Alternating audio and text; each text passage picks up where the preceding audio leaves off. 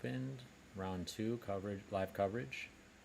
Welcome, our usual commentator. I am Nubair. Welcome. Hello, guys. Hi, Chris. So we're gonna go ahead and just cover the live games to start, and then we've got a couple games from yesterday. We might cover as well. But yeah, with that, let's just get right into it. We've got a pretty exciting tournament with several title players: Grandmaster Brian Smith, International Master Ivan Soriano, and of course we have Mhm. our local state champion I am Samrug, and we also have Andrew Titus playing, so as well as a few other national masters. So very strong tournament. Excited to see how this all plays out. All right, so this is round two, and we have a local star, state champion Sami Narayanan playing on the top board. He's playing here with the black pieces. The game so started quite some time ago, so we'll jump to the live position, but let's go move by move. It was Nimzo Indian defense with Bishop B4. Sami is, I think, one of the main weapons which he plays. Bishop G5, so Ran here going into some sidelines because preparing the main stuff at 6. Yes, one of the main lines, bishop h4. And Sami goes d5. I think here it's also possible to go some kind of a g5 knight e4 business, which we see nowadays Gukesh doing a lot in this kind of positions. Also, d5 is absolutely fine and super solid. CD5, e5. But in this kind of structures, basically it's kind of a queen's gambit now after d5. And it's like equalish, and if you don't do g5, I think white is absolutely fine. He's going to get a solid game. So he gets castle and bishop d3, c5. Now he's trying to play c5, but now already white can play knight f3 or even knight e2. Knight f3, maybe some problem with bishop g4 could occur. So knight e2 here was played, cd4, and now it becomes little difficult to go something like g5 because now your king is really weak on g8. So Sami takes on d4, knight d4. Yeah, I feel like Sometimes it's possible. I feel like a lot Yeah. of players are just scared of playing g5 in general, just because they're just like no matter what, I want a safe king. How do you kind of mitigate that? How do you mitigate your risk threshold to uh, allow yourself to compromise your own king safety to get some other advantages? I mean, it depends on the player, of course, but Definitely. I mean, this is obviously not the move you want to play with king on g8. Even with king on e8, I mean, most of the title players will not be sure. I think this move can only be played if you are prepared for this and you know what's happening after knight e4. So if I'm not wrong, this was back then started by Vishayanand back then, like ages ago, and he used to make easy draws with black pieces, and he used to play this line just to equalize and neutralize white's counterplay or the whatever play was established by Kasparov back then with the knight e2 variation in this Queen's Gambit structures. After Vishy and I did not see anyone doing this purposefully until Vishy started training these kids in his academy. So initially we found Bukesh playing it a lot in 2022, 2023, this era. And now even Prag played it in the candidates. Uh, Even I saw one more game from Norwiches where they went G5, I think Firuja or someone of Heroes opponent maybe. So this is quite risky because you are of course weakening the king.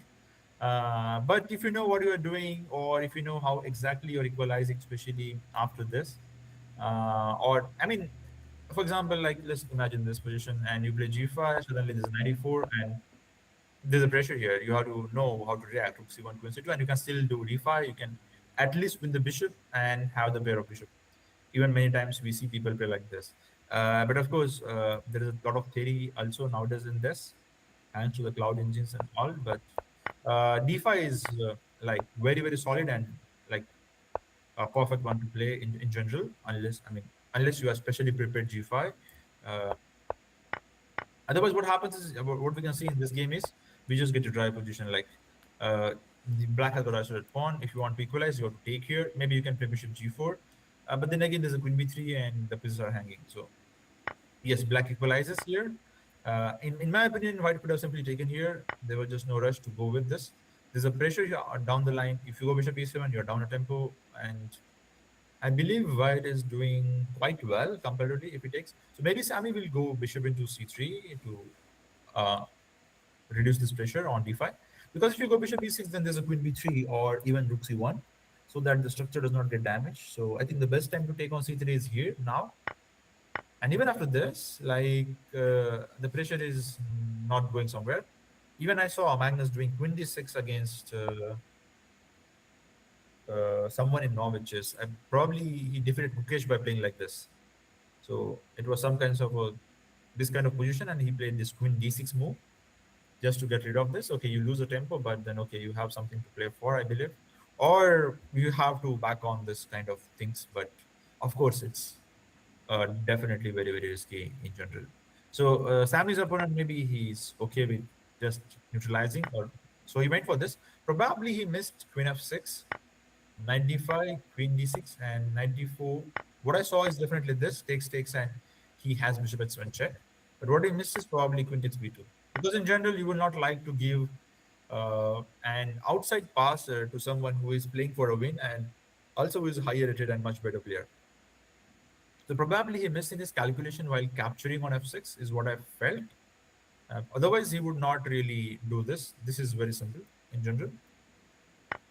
Can you help me with the ranks rating, please?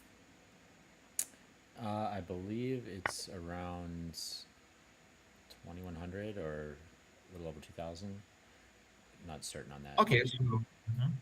So roughly, Sammy is like 400 or 350 points above him. So definitely he would like to win this.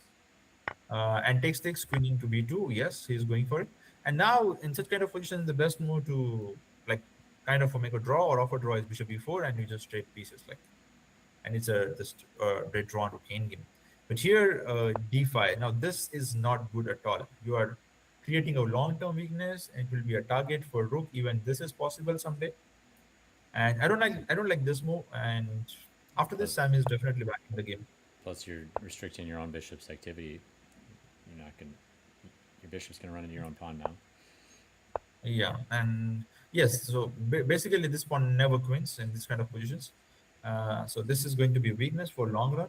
Though he found some ideas with queen f5 and some queen d7, some tactical ideas, g6 queen d7, and the bishop was attacked before rook d8 is achieved. So he got something there. Bishop c4, and now he's aiming at d6. So still there's a time for rook d8, I believe, but he did not go rook d8, and maybe queen c7 is there, but then there's a rook c8. And what do you do here? Like this is hanging, but I have queen d6, and maybe okay, maybe against queen d6. Okay, still like this is possible, and uh, roughly draw, but black is little active. If he could, okay, queen s7 is not really happening because there's a check here. So maybe that is the reason why Sammy didn't go for rook d8 here. Rather, he preferred being queen f6 because this pawn is also defended by the bishop. So no longer he's going to win it. Like rook b1 is going to come next. So why not to just prophylactically prevent the queen as well as queen coming to d6? I think this is a good idea. Rook e1, and but then queen e7, and yeah. So this is what white can do. If he wants to just make a draw, he'll just put queen on queen. He'll offer you a pawn, you take it, and then just play the rook endgame. And now it's difficult to meet here, I guess. Okay, as long as you're not taking here, it's not a draw. It's still a game. But you also need to prevent like this. So let's say king f8, there's a d6. That is why d6 was played. Rook d6 was played. Rook c7. So I think it's another prophylactic idea. If somewhere is preparing for something like this and trying to win the pawn, but then there's a rook b1, and white, maybe black can hope for some putt pictures, some back ranks. And this is the live position with 23 Yeah. minutes for white and 20 for Sammy. It feels like maybe when you get to around the 2000, 2100 level, it's probably smart to really invest in your rookie games. So, you know, just in general, but then also, you know, so you can make the threat to higher rated players. Like, if you take me to a rook end game, I'm going to be able to draw it. Because that's happened a Absolutely. lot. Probably step one, draw all your drawn rook end games. Step two, win your slightly better ones. But at least get that first step done. Yeah, so probably the most obvious reply is here is something like this, but then again, bishop into d5 is coming, and you need to calculate this rook d1, rook d8 line very well, which I believe black is remaining upon up. So now this is a not only a weakness but a critical weakness because it's hanging straight away. So let's say you go rook to d1 to defend it. Now black has multiple options. Like if he wants, he can just improve like this, or maybe he can also go rook c8. And the idea is you want to play this, and this is not really happening because of some background issues yet. But okay, sorry. You can start with g3 or something, and then some kind of rook c2, and it's little unpleasant, I would say. Like you can play a4 yet, the rook c4, and now maybe something like either rook here, but this is also not so great. Probably you have to give up the pawn.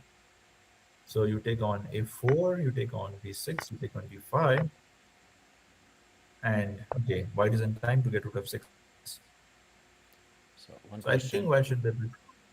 White made some space for his king with g3 there. If he made some space with h3, is that significantly worse, or is there?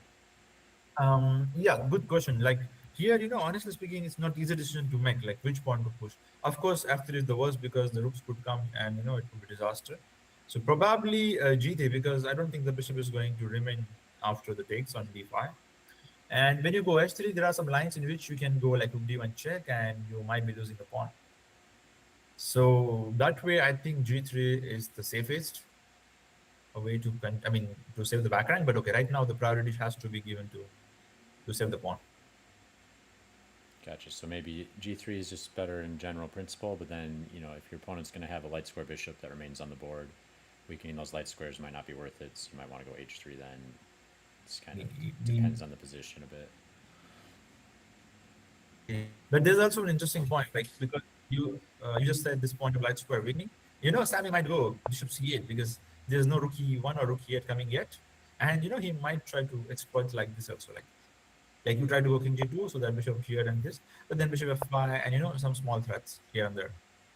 But of course, like white can go q1 and try to do something here, and we'll have to I don't know maybe play rook e7, and doesn't look good to me. Like the rook e8 check is coming, so bishop d7, rook e7. This is very, very artificial. So it's up. Of course, it's risky to play bishop c8, but it's an idea. Like it's not like a not playable. Like you can try to exploit these weaknesses, and that's why I think Ran is taking some time here after a5.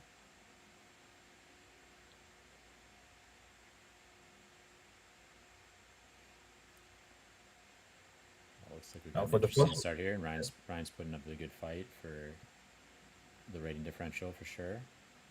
But looks like making a little bit of a positional mistake, but it might not be enough for Sammy to win. We'll see. yeah, I would say close to draw, but practically black has some chances due to outside passer. And one more important thing to notice: for the first time now, Ran is going to have lesser time on the clock. He was like having already always had more time. So now he's okay down by the just 30 seconds, but he has to defend. So he will be needing more and more time. So this could be an important factor. Sami is an experienced IM, so with some GM norms. So I think Sami has got two GM norms. He's at least one.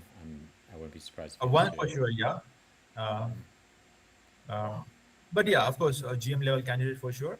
And yeah, I think there's some pressure and there is still some game left. I think if Ran has to play this passively and defend, I think it's not going to be that easy as it's looking like, just like I explained. But practically, when you have to defend, and it's not easy in general.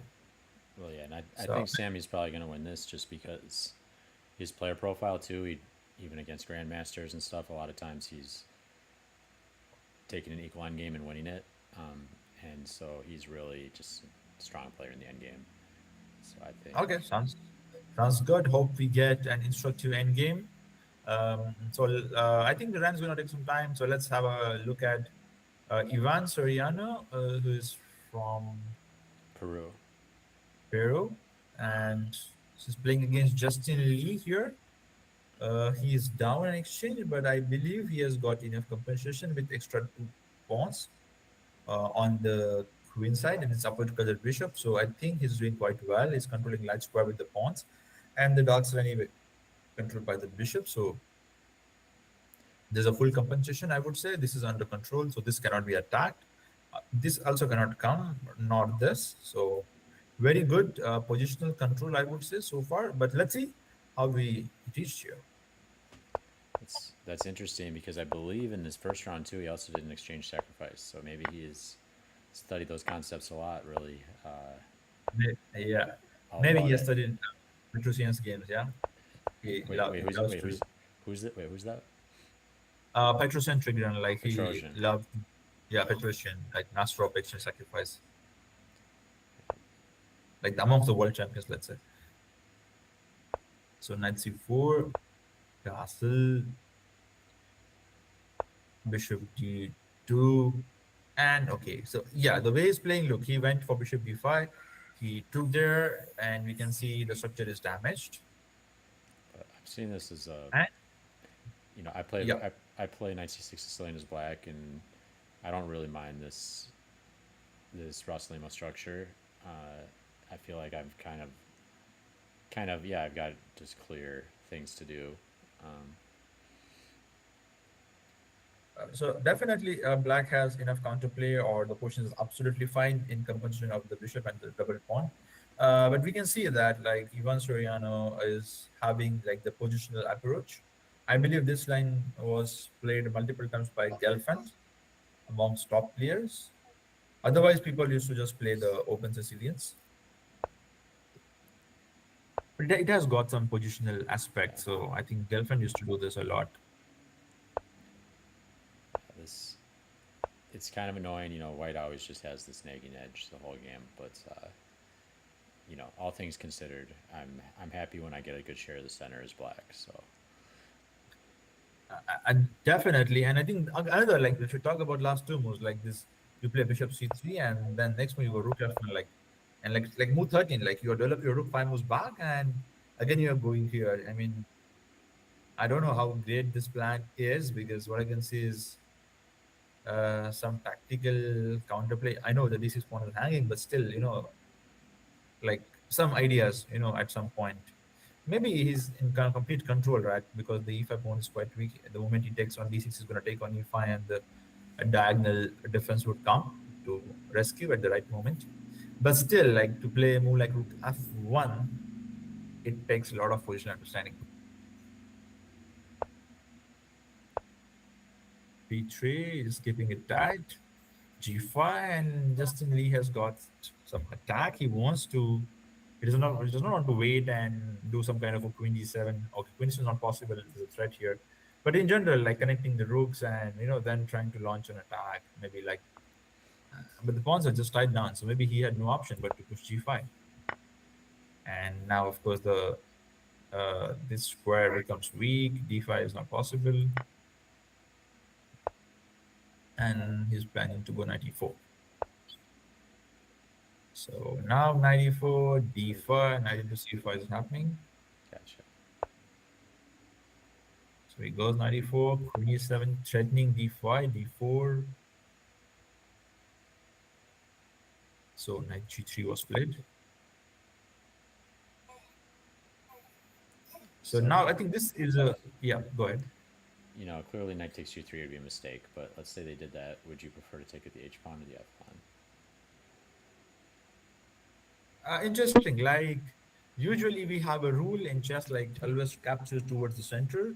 So by rule book, I would go at g3 for sure, and because you have bishop pair, I would still go at g3 because I don't want someday to this to come or something like that. So I would go with edge. Plus, even under good circumstances, they could play rook takes f1, queen takes, and rook f8, since they already have. Makes sense because the a5 pawn is weak. Like it's possible someday we can do queen d2 stuff, and it's nice to have attack on this pawn.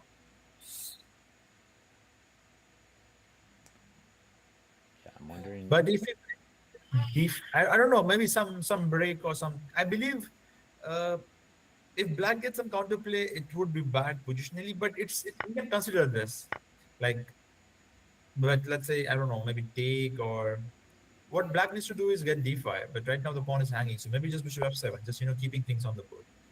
And okay, bishop a5, we have bishop c4 winning a piece, and if knight a5, I believe, okay, d5 is not happening. Maybe bishop d7 is, then knight b6 is annoying. Maybe it's possible, as you said, Well, but now that he's positionally, sorry, up there. I don't know. Can I sacrifice this or not? Like I have queen c7 and the knight is trapped.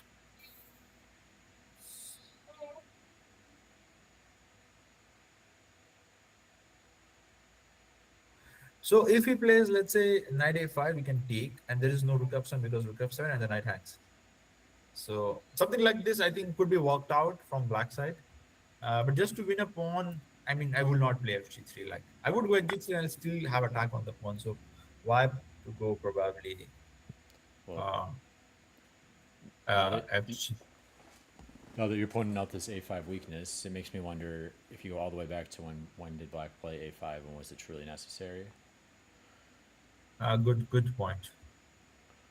Well, I'm not really expert of this particular line or this setup, but allowing this is considered to be bad is what I can say. Like once you allow this, then you don't have your, this is like square considered to be of black's territory, and it has to be under control of black. But then this bishop is annoying. Then they play slowly 3b4 kind of stuffs. The cardboard like play will happen, and black will not have so many things. So they play a5. But here it's just interesting to see that Ivan just plays a4 and makes a clear target on a5. So if it gets attacked thrice, it's gone. So in this case, you need to maneuver your bishop or something to defend the pawn. Yeah, it also seems just a bit strange to me because I feel like as a chess player you want more options. So white hadn't even played a4 yet, threatening a5, or what's provoking a5 in the first place. It seems like you're kind of just not sure what to do. Let me just do this, and now it's a weakness. But at least wait till they play a3 or something. Oh, you're muted. I can't hear you, Nubair. I'm sorry. Yeah. So I was also looking at something like knight h4 here. And someday I'm hoping to get something here. And if you push f3, I'm happy. Like I want to, then I get some attack, some real attack. So if I could do this or something like this and pull this off, that would be a great thing. But in the game, we see that d5 was directly played because knight e5 probably calculated d4 is working for him. As knight c6, there's a queen d6. And what else? And knight a5, what is going to do for knight a5? Knight is just trapped there, maybe queen c7. So maybe that's the plan.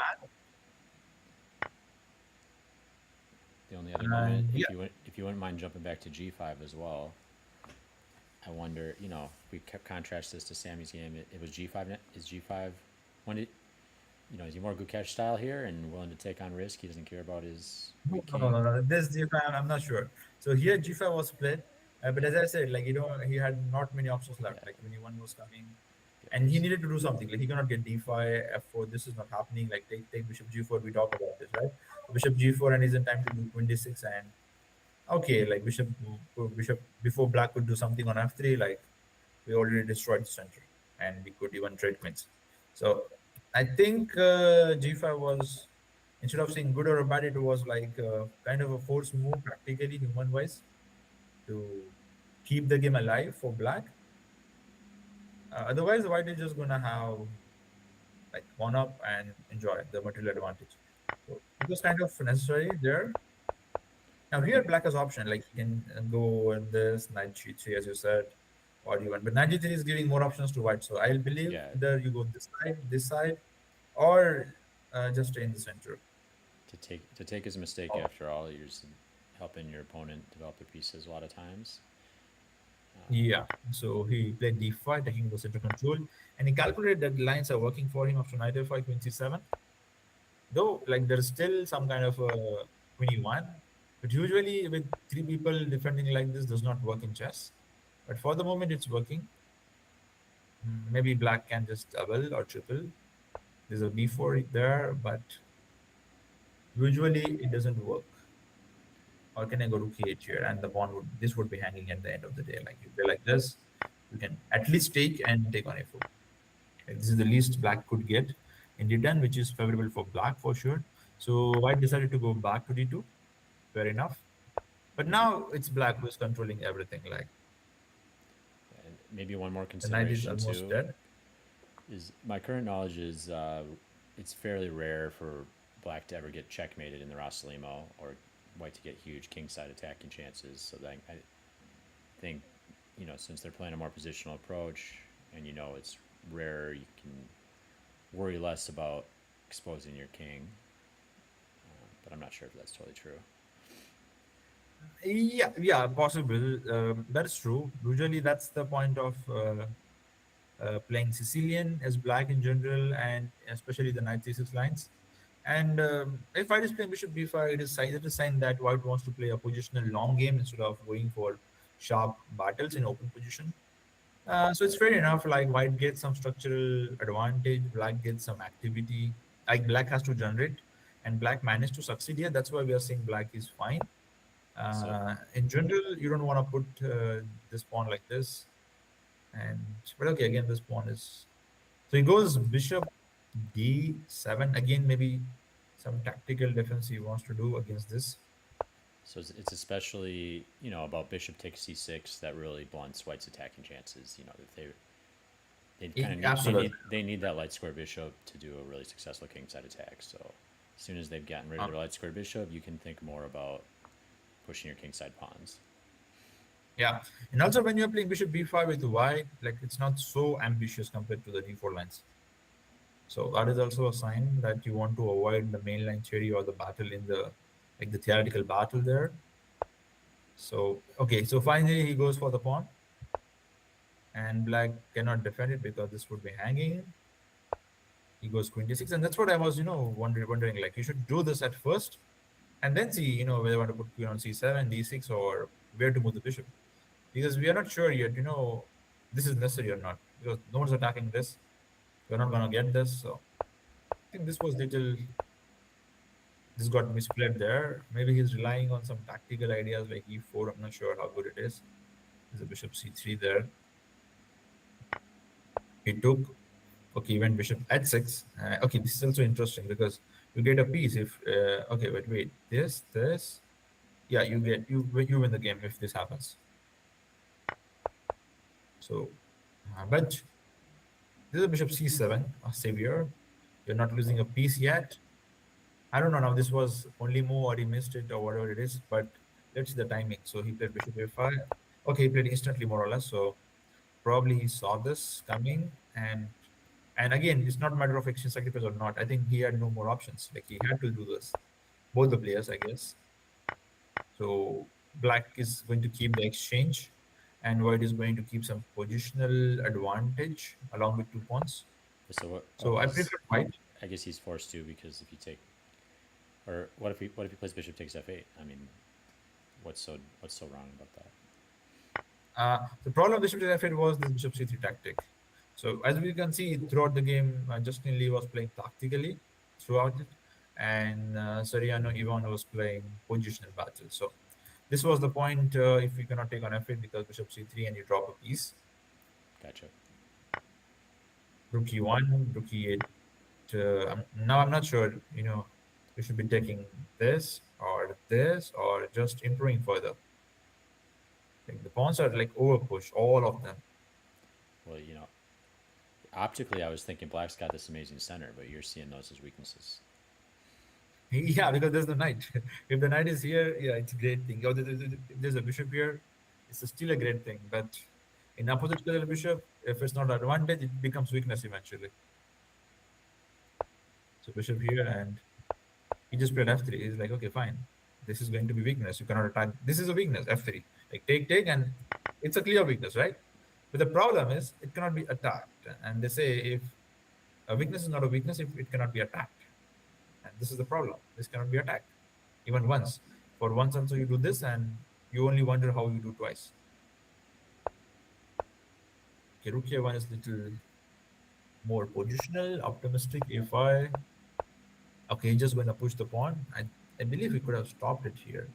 It was important to stop it here because with the pawn is on a7, it means your one piece is always tied down. Maybe it's going to be king here, but just imagine this rook coming over and taking all this. Like everything is weakness. Literally every single thing in black's position, except the rook on e8. Every single thing is a weakness. Like this looks good, but this is weak. So this is gonna drop, and then this is gonna also drop. No, this If he game's gets pretty a7, interesting because Ivan seems like a pretty universal player because we previewed one of his games before he came to the tournament where he had a pretty crushing win against a grandmaster in an attacking fashion, and now he's going uh-huh. ultra positional. I also wonder Yeah. if that's a practical strategy because hey, you're playing up against a grandmaster. Let's make this sharp. He can lose in one move. And hey, I'm playing down against a much lower rated player. Let's keep this positional. Let's keep things in control. I wonder if some of that dynamic is coming in. But Actually, it's a good strategy because it's very difficult to beat grandmaster positionally. They are quite strong there. So if anything could go wrong is if you attack their king or you go very sharp or with some good prep. So maybe he has two different styles and usually in Peruvian players like they like to play sharp attacking chess in general. Like I have played a lot with Jose and I'll also some more players from there, and they prefer attacking chess in general. Like but here we can see So some Jose, you mean positional guys. Is that Jospam? Yeah, Jospam. Yes, I'm talking about Jospam. I didn't So realize he was we from have played a Peru. lot of chess together. So Jospam's probably Peru's most famous player then, huh? Yeah, like okay, now he shifted to Mexico, but uh, yeah, in general, like he loves speed chess and yeah, attacking chess. Uh, and not only like Jospin, but also whatever players I've played from Peru in my like career, I found playing they're very interesting. Like they play sharp positions, attacking chess. Sometimes they win, they lose, but it's an interesting battle. Now here also like it's a positional one, but still there's a lot of things to look at and learn from. Like these weaknesses that I talked about before, this pushing of the a pawn, controlling like every single thing. This is not even bothering white. Yeah, So I it's mean, just a positional kill, I guess. I'm definitely learn from this game because I didn't really consider Black's pawn structure positional weaknesses, but it makes Or how sense. we can say this is like this is one of the very good example how you beat a tactical player. So for example, Justin Lee was playing throughout tactical and always he wants to do something, and suddenly this bishop sacrifice comes, bishop c7 shoot move comes, and Justin Lee gets an exchange, but with all weaknesses around. So Yeah. I Plus, you're think it was yeah. that a pawn's really blunting his ability to use his extra rook too. Just kind of has to babysit. Usually the best strategy in this kind of end games to survive with black is somehow you sacrifice this rook, you remain pawn down, but you try to just hold around with the king on d6, and then yes, then it's a center control, and you can fight with bishop against knight, even a pawn down. Okay, still white would be better, but that is the better chance of surviving because in this, if knight f1 knight g3 comes, it is as good as designable. Like there is just nothing left after it afterwards. We've got Eddie in the chat. Hello, Eddie. Thanks for tuning in.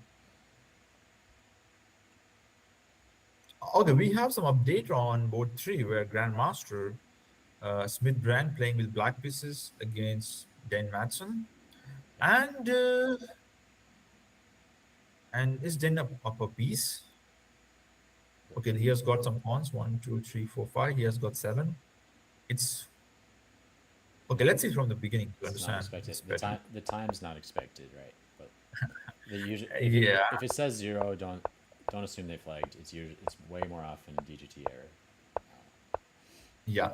So usually the idea here is to play bishop g4, and that's why they play h3. And so, if I'm not wrong, there's one interesting battle or line in this where the sacrifice queen, the game between Firuja and Karthik and Murli, where uh, the queen sacrifice comes on this square. And okay, it's not the same line; it's a different order. It comes from King's Indian actually. Um, that was instructive. So So bishop e3 here, no pushing of d5, knight f6, now threatening to take on e4, bishop goes to d3, takes 6, and okay, and he gets some tactics. So if you take on c6, there is, I believe, 93, and if you take on if wait 96, I think you can start with bishop c3. This is the point. And if king moves, then 93. If takes, rook he takes. You cannot take queen d2 because rook hangs. And if you play bishop d2, the bishop hangs, and everything hangs before you capture. So this was the whole point of Smith. But then just took on g4 and kept it simple. Still, you have some knight d5, knight b5. You need to be careful here. Dane Dane's an Right. interesting player because the 1973 you see there, that's not really representing his Yep. strength. He's a national. That's just his FIDE rating, and we don't have very many FIDE rated tournaments around here. But he's national master. He's from Duluth originally, and now he lives in Missouri. So he often travels, play at the St. Louis Chess Club, so gets some practice there. And he's also an early employee of Chess.com, so he works full time for Chess.com. So Dane, very Yes. cool kind of. He used to be fully in our community. Now he's kind of in a different chess community, but he still has his roots here. So it's always nice to see him come back and play. Yeah, he's a good player. He's a good player for sure. Uh, I have seen his games before as well, and he's good. He has got really good understanding of positional play. And I don't know why this was done here. Like, I can understand this is annoying, but why to give a piece here, like for this? Like knight f2, this okay. Even okay, if it move the queen, maybe it makes sense, but still, I'm not completely sure that and here and it's fine. But probably he miscalculated 95. I think this is the point. One And the more queen point on hangs. Dane though is don't confuse him for Dane Zagar. Not that I think you are, but a lot of people when they first meet the Danes, they confuse them for each other because they're both named Dane. They're both extremely tall and they're both extremely strong Yeah, chess they look same players. also. A so, little bit. so Yeah. But I know both of them now very well. So queen b5 was played. Wait a sec. Can he save the queen to b6? Is this possible? Or are we missing something? So queen b6. I think the problem is queen a4. And now it's a check. You're not castled. So you will have to move the king. And if you move the king, then 94, queen d4, bishop e3, and take, queen e4, probably bishop f3 first, and then take. So this is not working for Smith wait, why can't you play uh, Why can't you play Queen D3 check? Oh, because it's check. Sorry. because f2 hangs after Ah, that. yeah, got it. So you have to probably end up playing this. And now I have at least this plus this. Both cases, I don't like black, even if I play simple chess. Like I give a check, you move somewhere, forget about and having this or not. But even if I play bishop c3, I defend everything, I give threats. I'm coming to open file, and probably I'll only checkmate. Yeah, So, it looks like some sort of Maroxy bind, but like on steroids or something. Because the king's right in the so center. here the grandmaster sensed the danger and decided to go for an end game where he will have some drawing chances, I believe. Wow. Well, this is an impressive game by Dane to force a grandmaster to take such drastic measures. Uh, and now the question is, so I mean, he cannot play castle or something because bishop c3 just loses. So he will have to capture this. And now, what is the evaluation after this? Like, I can see there's a one move bishop h6, and the king is stuck. You cannot go short, you cannot go long. And if you play f6, then bishop e6. And this is definitely not something which Smith will like. And that is what probably he's thinking here. And even the problem with h5 is the same. Like you try to be smart here. Okay, if you go back, okay, things work out for you. But if your opponent plays bishop c3 smartly, after it takes, the rook is hanging. So gone, you're down a piece. You have two pawns, but it's still game over. And if you try to play hg4, okay, you can take this or take it. Both cases, I think white is still better, if not winning. So I don't know what's the DGT problem there, but Dane has managed to outcalculate Smith here, for sure. And Dane does curate the puzzle of the day on chess.com, so he's, you know, looking at tactics all day, every day. Mhm. So not the one to blunder against because you might spot it. Those Sunday puzzles are tough after all. That's great. That's great. One must solve puzzles. No matter you are underched, beginner, 2500 or a world champion, you need to solve puzzles to spot all this moves fast and also to get how or have more time on the clock. So we can see here we are 36 minutes and 27 to Smith, which is quite impressive against a grandmaster. And mm, yeah, let's go back to Sammy because Ran is down to 2 minutes, and I was talking about the pawn is big, the back rank is real, bishop b3, b5, a4 is also real, and I think you're right. Sam is going to win this. He did play rook d1, and Sammy just went, okay, I'm going to play. Okay, b5 is not really threat because this is coming, but this is just bad. Rook e7, rook e4 is bad. Rook e3 is not. Passive defense is not going to work because black is a pawn up. Like we don't need to count this because it's not moving, and it will. So black has one extra pawn. You go here, he goes b5, then you go a4, and you drop the, and you're going to lose the pawn. If you go down, you anyway lose the pawn. You cannot go here anyway, you lose the pawn. And If you try to play yeah, a4 to stop that pawn majority, and then maybe it's another weakness to sometimes you can target it with the bishop or something. yeah, this is just game over. So what went wrong is probably okay. First of all, of course, the pushing the d5 pawn in the opening. You could have just gone bishop e4 or something. Second thing is okay. This is not easy to play. Okay, so bishop a8. What Sam is threatening here basically is trying to get to d8 and try to win the pawn or get b5. But b5 right now is not possible. So we can try to move one of the pawns. Let's say in this case, probably f3. I don't like this move, but why you need to do this is to get your king fast or faster. So Sammy will be something like king g7, threatening b5. Now you can go a4 or something. And now my aim is not to defend this pawn like forever. My aim is very simple. I want to play take, take, take, take, and rook c6. And I would try to make a draw 3 versus 4, the theoretical one.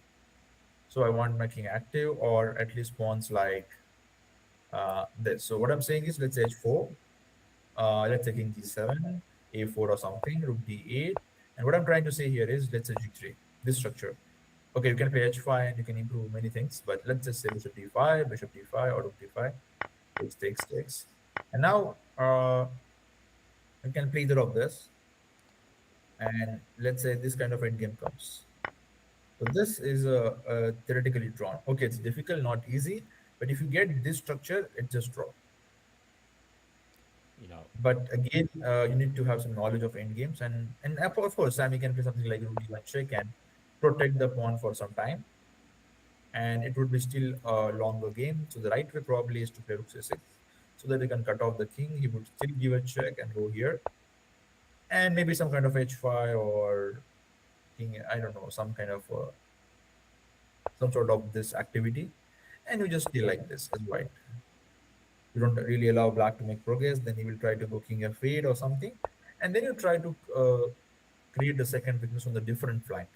This is the book method to make a draw this kind of endgames.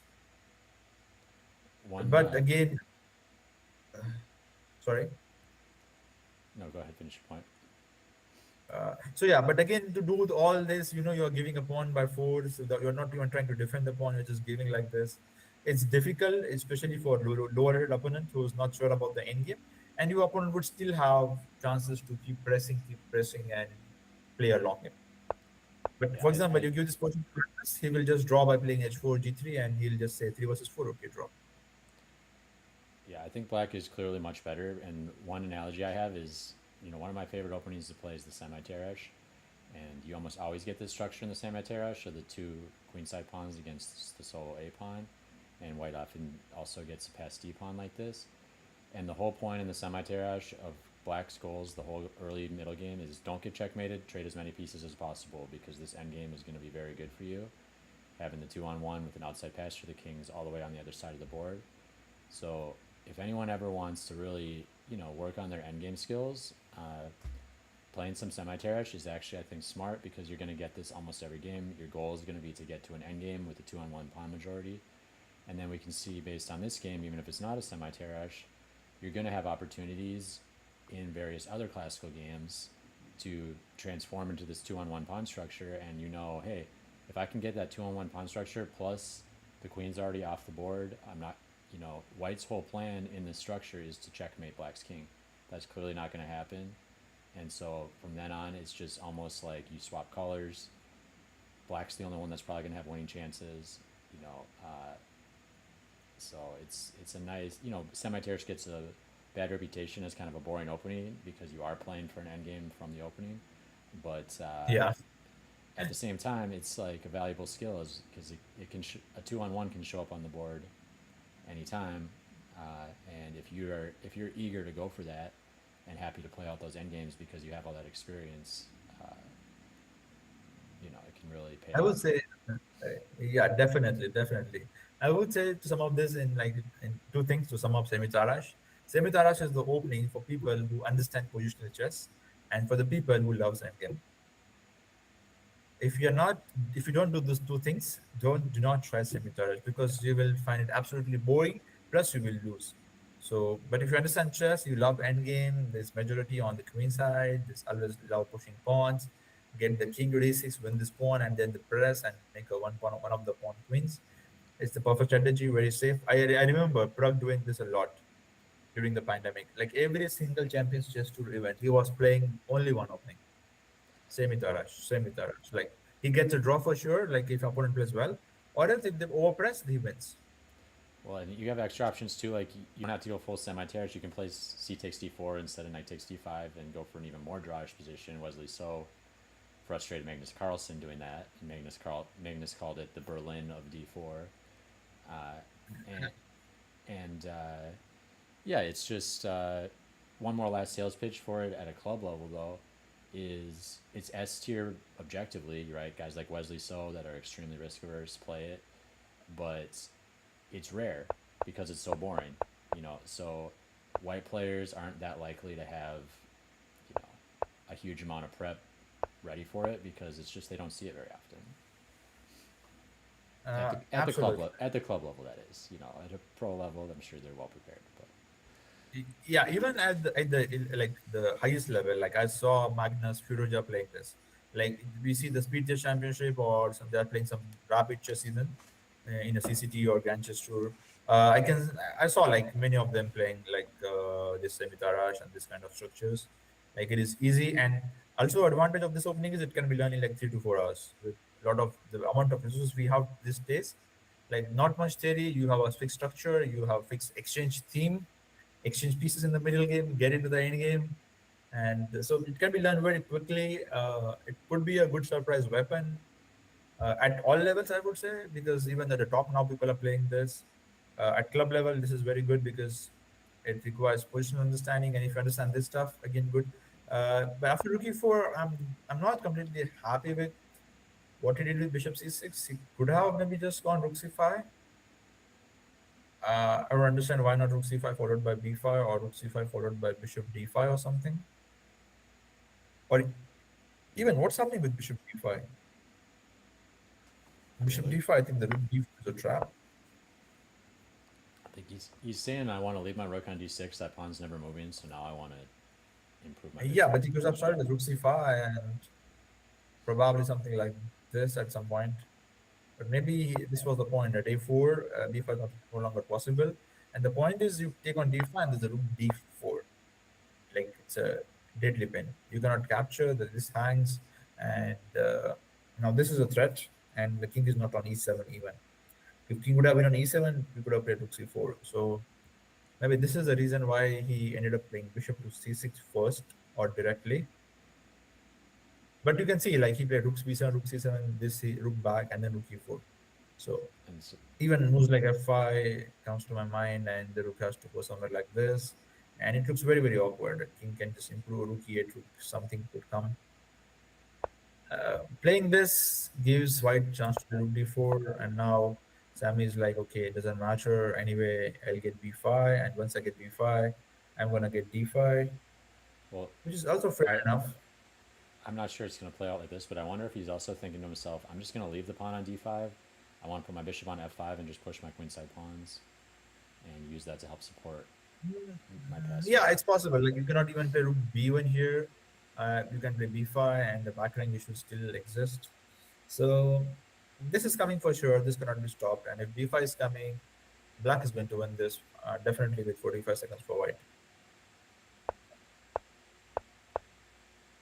Yeah, and now even this pawn is Well, a weakness or clear weakness. because he might be saying, let's have white spend all his attention on the d pawn while I go ahead and Yeah, queen my this can be queenside captured pawn. later. Yeah, and like Yeah. I don't need because if I win that right away, he might get his king over and get some help, and but this way, I'm gonna have the pawn all the way advanced before he's getting his king involved. Yeah, for sure. I think he's going to win this. 19 seconds, impossible to defend. And what was this original opening again? Remind me. Sorry? What opening did this result from again? This was from Semitara. This was from it started with Nimzo Indian, then they went into some kind of a Queen's Gambit, then with 92 variation, then they simplified, and yeah, this was a mistake, I guess, like extending so much and not playing bishop before. What was his fourth move against the Nimzo again? E3. Sorry? He played 4 E3, or what did White play again? Yeah, like here, e3 is the main line. After e3, there's a knight f3, bishop d3, knight e2. Almost in all Queen's Gambit positions, you can play queen c2, queen b3 any moment, even bishop d2 like moves. So this is even trending these days. Or e3 is the classical system, Rubinstein variation, or just main line of Nimzo. So, but okay, like also f3 is popular these days. So wait, what was played in this game though? Sorry. I think Fabio even made some course with G3 or some DVD. I don't know. I saw Fabio recommending G3 somewhere, Well, 4G3. I've actually got a funny little anecdote to that and because, just it's like just give up the pawn and play. well, black can actually equalize if they play 4G3 with just immediate bishop takes C3 and then knight C6, D6, E5. Yeah, yeah, Because that's the right G, situation. G3 is a total sideline, and the reason I know that is Yeah, because you can play it in two ways, because a lot of times too, if you if they're a Catalan player but they're trying to avoid you from playing bishop before check, bishop E7 variation, sometimes they'll play knight yeah, C3 instead of bishop D2 or knight BD2, and then you get the same yeah, variation because they'll play instead of instead of 3 knight C3 they might play 3 G3, and you might play bishop before check, and then they might play knight c3 because they don't want to play, because if they play bishop d2 you can play bishop b7, um, and you're going to be transposing to the Catalan variation they don't want to play, yeah. but so that's the reason I So, know it, is because I play both that yeah, bishop before check against Catalan, and then also I'm just like, oh well, this happen if they happen to play 4G3 against Nimzo, I'll also do that. So yeah, and it's of course not a good line, but interesting sideline. I think Fabi made something on this. I don't remember where exactly, but I saw Fabi was sailing G3 or G3 at some point during the pandemic, and his idea was simple, let him take the pawn. But of course, people are understood the right way is not to take that, just to establish good center control. But yeah, if you take the pawn, yes, white gets something nice, and that was the idea of Fabi, preventing some Ragozin or some Catalan ideas. But of course, if we just play it like a Nimzo, like Fischer ideas, I think it's not really that great. to me it's also always satisfying to play a move like bishop takes c3 unsolicited, because they didn't play a3, they didn't force you to take it. You're just saying, I already know this position extremely well. This is not accurate, so you're basically telling your opponent I'm extremely well prepared here because although What I'm at the same time though you're giving up your bishop here for no reason, but it's still fun, kind of funny. Yeah, but again here, Sammy, I think b4 was fine. Rook d3, rook c1, and yeah, this is what I was talking about. So if you're someday if you're unlucky, you can lose pawns. But okay, here you still have rook d2, rook d1 stuff, and still like it's not completely lost. Like take, you can play f5, g4. Okay, so but okay, eventually he needs to get king here and rook here to win the game. Moment he gets this, it's done. He can also delay capturing. There's just no need to rush. And I think he's going to take some time. So let's. By the way, do you have any update about Dan Matson versus Smith Brand game? Like what actually happened there to clocks or the game? I do not believe so. So Okay, so let's go it's a to. bit sad that we lost the DGT feed since Dane was up a piece, but we'll see what happened. Maybe, hopefully they'll correct it. I mean, we'll see. All right, let's go. I'll just do shout out to the board 4 and board 5 results. So on board 4, we had Titus Andrew winning against Robert. And okay, we'll check out the game later. On board 5, we have National Master OK winning against Lee Matthew with some attacking possibilities here. And board 6 is going on. And this in-game looks like equalish to me. Would we draw? Yeah, should we draw? Jacob Picus had a nice first round. He had a draw against Dane Zagar, so that's impressive. That's nice. That's nice. And how's Dan Zagar is doing here? Some c4. Can I do this? Okay, no, there's no pawn here. Sorry. So yeah, white is better for sure. We have an extra pawn, and the bishop is quite good. So I would not really like to exchange it. I prefer playing bishop b2 or something. And yeah, if bishop d5 now, I have f5 and some pressure down the line. So otherwise, okay, this might come at some point. So I think funny little idea. You don't usually see the g6 pawn pinned horizontally. Yeah, yeah. Okay, by the way, what's the rating of Jack? He's doing quite well. Like this against. I'm not totally sure, but I think he's at least expert strength. I'm not okay. So when familiar with these aren't all regular Thursday players, so I'm not totally familiar with everybody. We've got a lot of broader state players that don't play quite as often. Also, one interesting and funny line I saw here is like, okay, the pawn is hanging, so you go king e3. Okay, black ends up attacking this pawn. You don't really want to play this because it would be 7 or something. So you end up playing this, and imagine this king kind of walking through like this. Like, okay, this pawn is hanging right now. Again, you don't want to play this, so you end up playing this. Maybe I can give a check, but just imagine this king coming in. Well,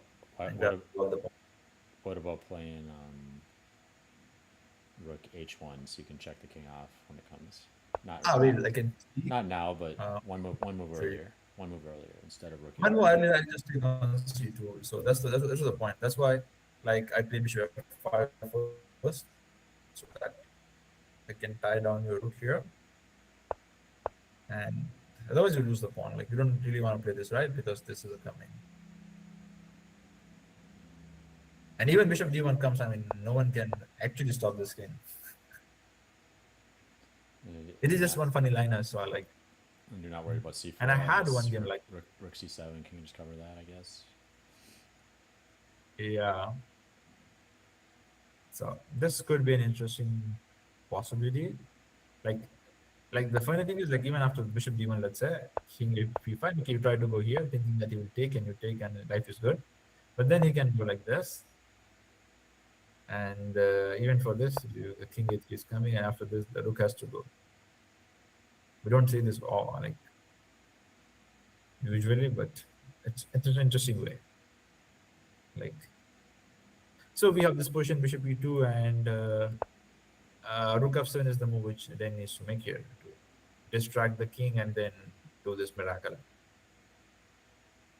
But he goes bishop to d5, trying to be prophylactic. And now f5. Okay, let me see what's the live position. Oh, this is the live position. Sorry, he's thinking. That's what I was wondering. How can he allow f5 so easily?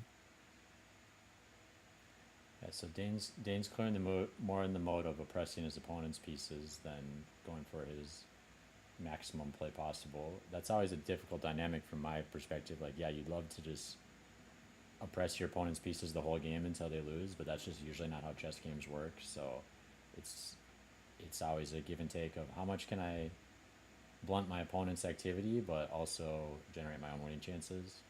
Sometimes to actually cash in the win, you need to allow your opponent to have to counterplay.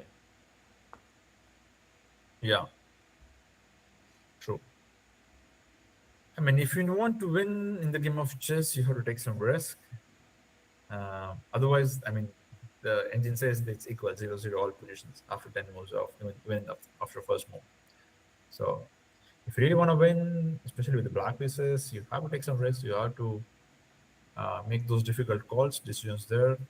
You gotta be a And on, Gukesh G5 type player. yeah, yeah. And now that's backfiring.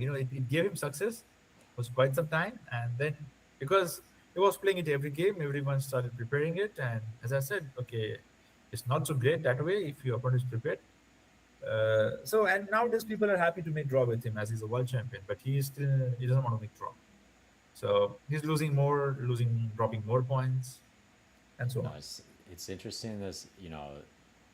Elite level chess is brutal because you're only as good as your last event. It feels like everyone's excited about Gukesh. Now he's losing some. People are like, oh man, is he going to become the first 2600 world champion? Right. Same with Magnus. All of a sudden, Magnus is dominant every tournament he plays. He loses back to back to Prague, and he's losing a few other games. And people are like, what's up with Magnus? Right. It's just like unless you're just crushing every single tournament on repeat, like Magnus, for example, it's people are just Hmm. like, what's going on? But there's just a lot of variance in chess too. It's not always about your own strength. A lot of times it's about your opponent's blundering, right? That's a little bit of luck, but it is interesting. Just as the form of these players is always shifting. Obviously we got a lot of treats as chess fans because we don't, it's not obvious which Indian player is the strongest. It's not obvious that Magnus is still completely dominant. So we're gonna have some nice like shake up. It feels like on what is what is the new world order. Yeah, I mean, in today's world, it is difficult to keep winning back-to-back tournaments. There's no one player who's clearly dominant. We have world top 10 players, and we see different guys dominating different events. Like back then, it was not like this. Like last 15, 20 years, 15, at least 15 years for sure, it was only Magnus Carlsen show. Whatever event he plays is winning. And now, for the first time, we saw Magnus losing something or losing lots of games. Like as they said, probably Magnus lost like more games in like Norwiches than what he has lost after pandemic or like since like last 10, 15 years. So And he then just lost like so many games. we have Sindarov going crazy, right? Is he our new strongest player? Who knows? And then we even got players like Anish Giri did extremely well in the candidates. So even the old guard is not like going quietly. They're like, I got some experience here. Yeah, like the Fabi shows form for the whole like here. He plays excellent chess, and in the candidates, like he had a good start, but then some if it is someone's day or it's someone's tournament, suddenly it's a bad luck, and you need to play it for win every game, and things get backfired. So this could also, and this is happening like this is because the opposition is strong. They are putting a good resistance. Everyone understands this. Like even we saw Arjun reaching 2000, crossing 2000, reaching so high rating, and then dropping rating points like so many points. And Uh, and I didn't so it's even happening mention with everyone. Wesley So, another old guard member who just Yeah, I basically mean had a he's a tragedy. fantastic. He lives in Minnesota too, so we've got some little bit of loyalty to Wesley here. But he just has one of the best super tournaments of his life. Beats Magnus in classical, and not quite enough because Prague beat Magnus twice. So it's there's just so many players in the mix that it's it's fun to Yeah, I watch. mean It's the fun to watch competition. top level chess right now. Yeah, competition is tough. People are scoring like 7 wins, 8 wins in candidates. It's like so much. I mean, if someone, and I like last Sunday, I played a rapid like last Sunday, and I scored 8.5 of 9, and I was not even tied for first place. Crazy. We had like 650 players playing the rapid event, and the guy who came first like scored 9 out of 9. We both defeated some 3, 4 IMGMs in the last couple of rounds, and we still could not meet each other because there were like so many people participating. And so in India, like it's like even if you score 8 out of 9, 7.5 out of 9, usually it's a good score. But nowadays, you don't even gain rating. Yeah, we had Forget a about winning the tournament. for for Minneapolis Open. We had a good mitigating factor for that though. The top section is 1800 plus strict, so we did not Yeah. allow. No one was allowed to play up in this tournament. So at least all the top players should probably face each other if they're scoring well. Yeah. That's a good way to do this. And we also have this tournaments of below 1800, and this different sections. But even then, like in that, like thousands of people will come in the lower rated section.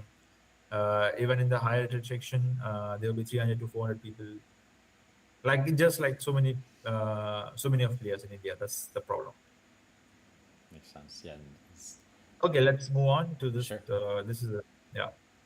So on the last board, or sorry, on the eighth board, we have David losing to Kyler, and it was also probably an interesting battle where both people tried to attack, and Black won because he had a bishop defending the king. We'll see all this game later, but let's jump to Sammy, who is about to create a pass pawn, but then Rand found a3 to neutralize one of them. So we left it around here, where we saw this rook c1 check, rook d1, rook back, bishop a4, rook here, bishop b5. And as I said, I mean, he can only win if the king comes and then rook goes to b6, but he's not doing that plan. He needed to exchange one pair of rooks. With two rooks, white will always have some counterplay going on. So he needs to exchange one rook in this kind of endgames. Yeah, I have heard As that principle before. If you are trying to convert an advantage, it's good to have one pair of rooks on the board. Yeah. And now look, he's also not able to find the right plan. He's rotating around, and he gets time to play a3. Now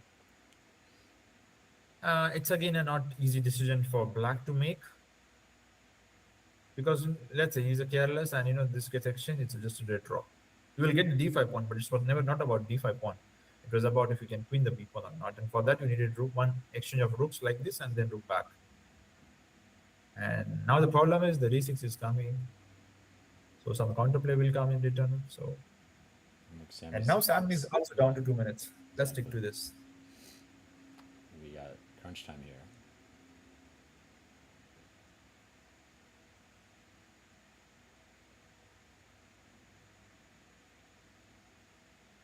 How to react here as a black? Not easy.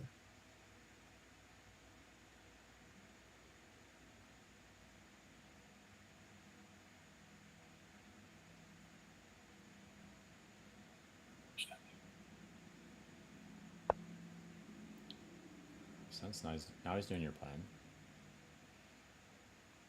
Mm-hmm. So he goes rook b6, but allows some counterplay. So takes, and okay, I'm not 100% sure about takes because I was considering some kind of d6 and some kind of a rook d5, rook e5 business, and try to get rid of the a5 pawn. Maybe there's a rook d7, and it's not as simple or easy. Okay, maybe take. Rook d5, rook d6 is there, so I cannot do much. Take, and go something like either rook b3 or something like rook d4. The problem in both the moves is there's a bishop a4, and the pawn looks quite strong. So maybe some counterplay, like rook here, you kind of deflect the bishop, and then you go rook here, And but the bad luck is okay. There's rook d6, so this is also not working. So maybe Sam is still in time to play rook b6, and there's a bishop a4. That'd be Wait, so he took two and went rook b2. So bishop a4. What about rook e4? well. You ideally maybe like to keep the 2-on-1, right? But I feel like if the pawns are traded off, you'd rather have the b pawn than the a pawn remaining. Would you agree with that? Yeah, and also now the problem is bishop c4. There's a d6. You capture, I capture, and you try to be smart with rook c5. I'll just roam around like here. I mean, I can display this. You can never improve this. Like maybe this is also enough to make a draw. I don't know, but yeah, it should be enough.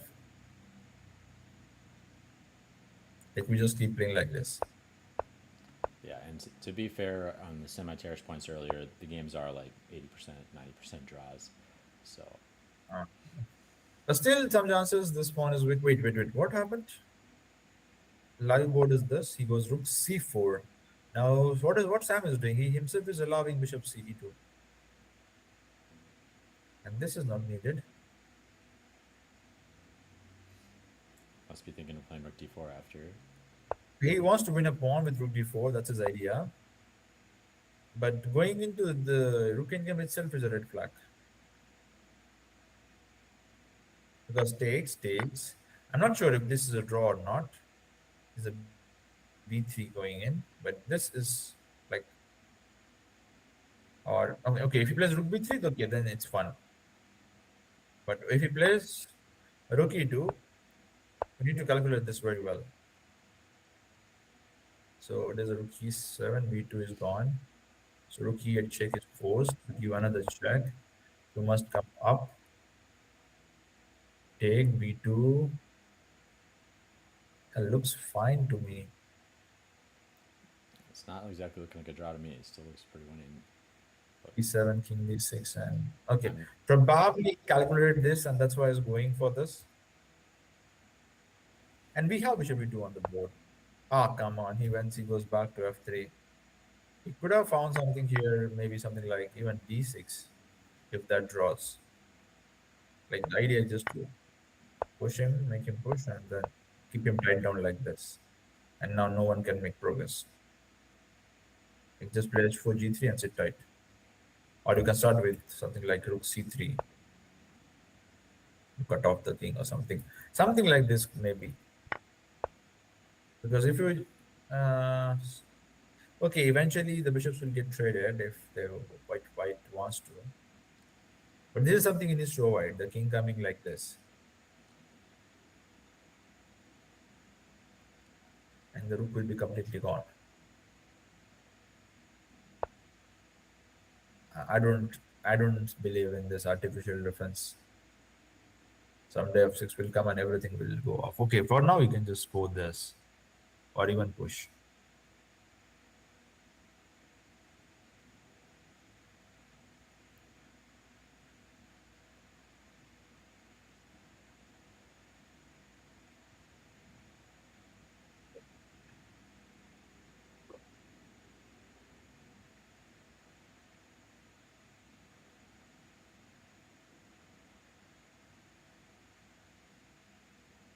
So probably he's thinking about f6.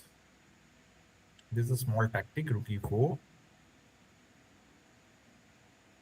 But in general, even if you play b3 and get this plan, it's done.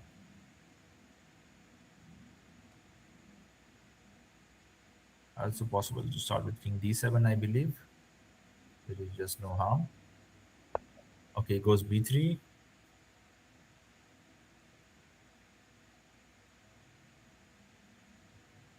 What about Justin Lee versus Ivan?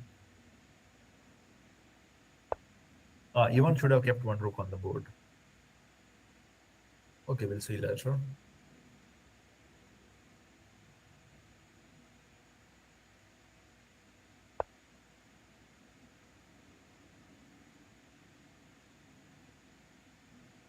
This is exactly what you need to avoid in this kind of positions, playing passive.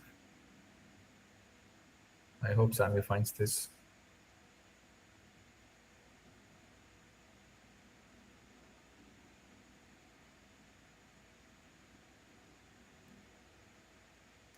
Yep, it's always tough to find the perfect moves when you're on no time, so that's why you got Yeah, to. it's kind of easy. You don't want to play this, it's a dead draw. So you just improve your king and correct the mistake which you did like so long ago. Just get the king.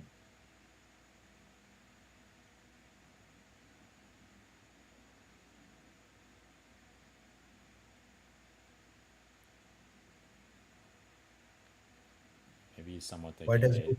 that king has to deal with the d pawn, something like that. But you really want to activate it. D pawn's not going anywhere. What is going to d3? Well, this is also fine. Maybe he's aiming at take and bishop c2. That would not be an attractive rook. But no matter whatever he does, at the end of the day, he needs to bring the king. Because how he will make this rook move from cb2? He will have to bring the king. But okay, right now it's difficult to. Okay, so what now? Okay, now.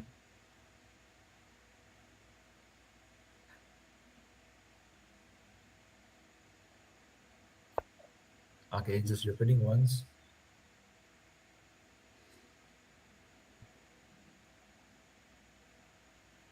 Well, he must be really on the path to Grandmaster then if he's repeating once. I don't know if I'm missing something like in this plan, or is it really difficult? Like it's so obvious. What is bothering him to do from doing this? I don't understand. Like they repeated once.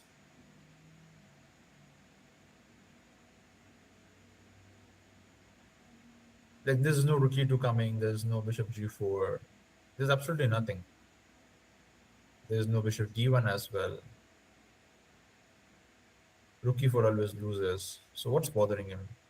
Bishop e2, bishop d5. Like, I don't see anything. h5. Okay, he's trying to push some pawns, but he needs to find the final plan.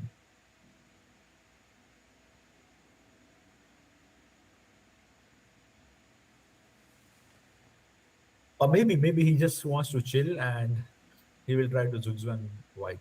Like he'll play h4, he'll just do rook b or rook b6, and white will be out of moves. This could also be a possible strategy, but not really. I mean,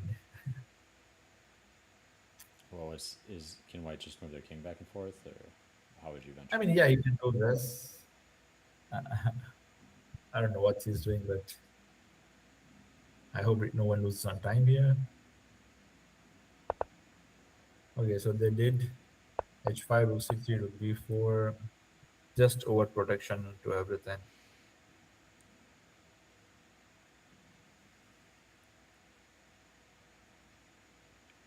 I mean, white is out of moves. He has to play this only. What else?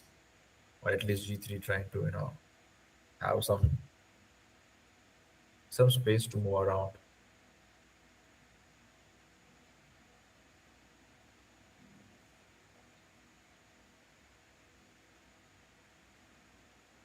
Two one.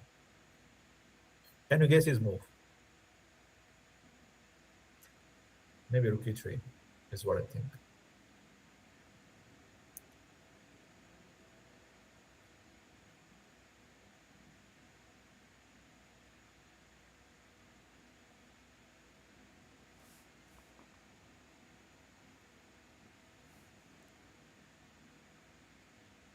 Okay, guys, there's some glitch in DGT. The moves will be updated soon.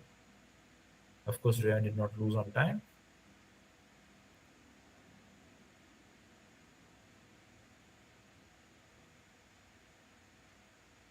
Yeah, there's a chance they didn't move the pieces totally precisely when they get down to this load time, so I think that often corrupts the DGT feed. We'll see. All right, let's go back to Sammy's game, which is quite interesting, but no updates.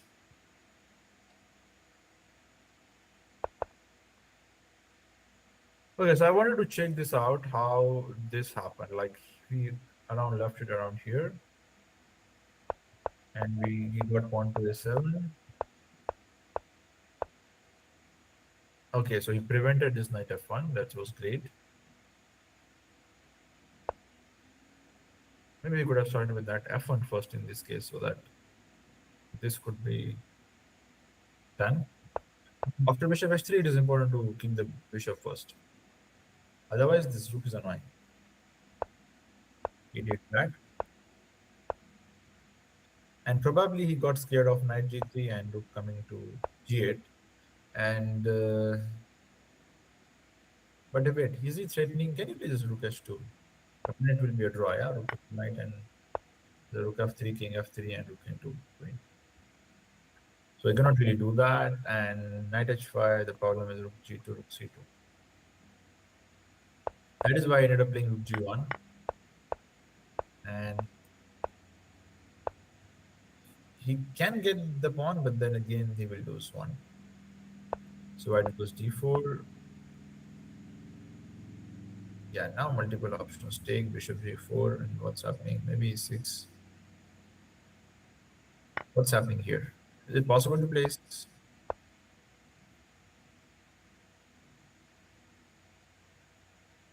But maybe you can just take and knight into h5. This is again bishop g4.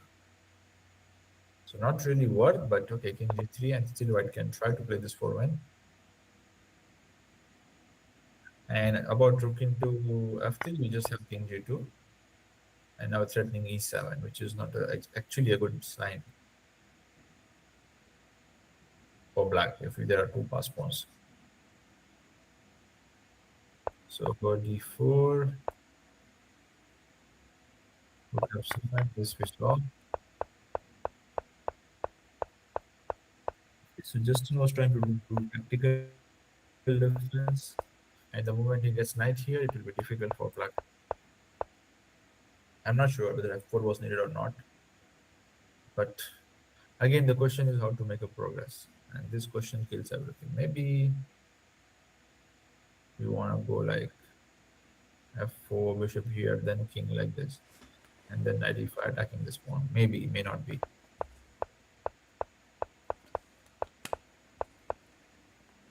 c4, and I'm not sure this is really good for home.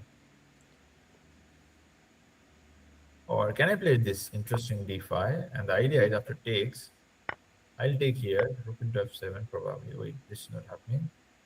And now take on d5. So now I'm trying to create three pass pawns. Looks pretty I'm not sure scary. it's enough. Huh? Looks pretty scary. Yeah, like b4, and we don't know who's winning. I can still play d6 or something. And I don't know what's happening next. b3 just king comes. You cannot really capture because d7 and this is protected.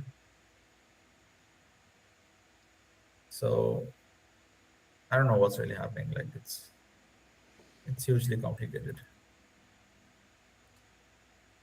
But something like this needs to be done. Like we played this, and okay, b5 is analysis, but something like this needs to be done. If no b5, no glory.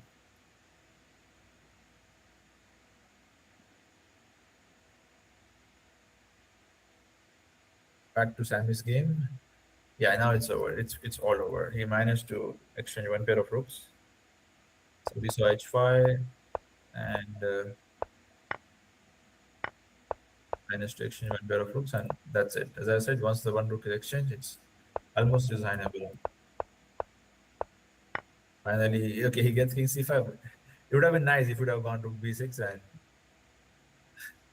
just like this. He captures the pawn, and okay, anyway, it's a win, so it doesn't matter.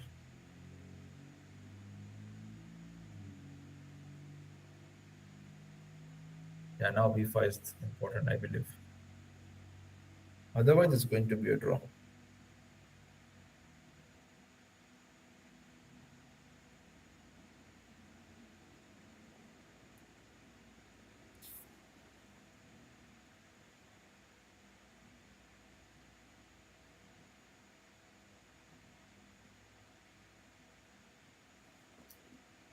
Well, And he's showing thinking, showing these stronger top seeded players are really having to earn their wins with some dynamic play.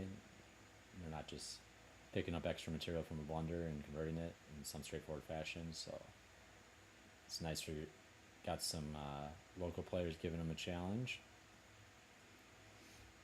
yeah, I think today lots of nice end games. Yeah, I mean, loved it. Like whether it's Sammy's game, whether this guy, I'm not sure about Ivan converting this, but if he finds B5, probably he will. Just takes, and then takes, and maybe B4 is the only hope. Like you play B5, he takes, you take. Yeah, and that's not even to mention Dane This Matson is being the up a only hope. full piece against the Grandmaster. Yeah, but this also loses, so unfortunate.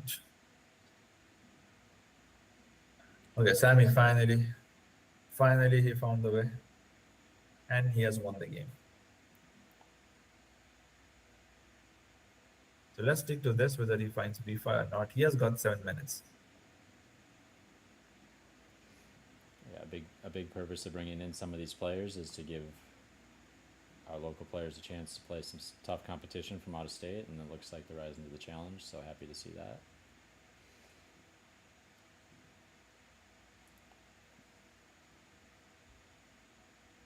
Here also, I think white is winning. Okay, defense the a6 pawn. Now this would be hanging, and this black's only go pushing this one. But I think it's gone. This is quite strong. Really, He goes to basic king f4, c5, g5, c6, g4. where did this all turn around? Because that looks like Dane was pressing, and now he's losing. Yeah, very interesting. Yeah, he was clearly better here back then. How this happened?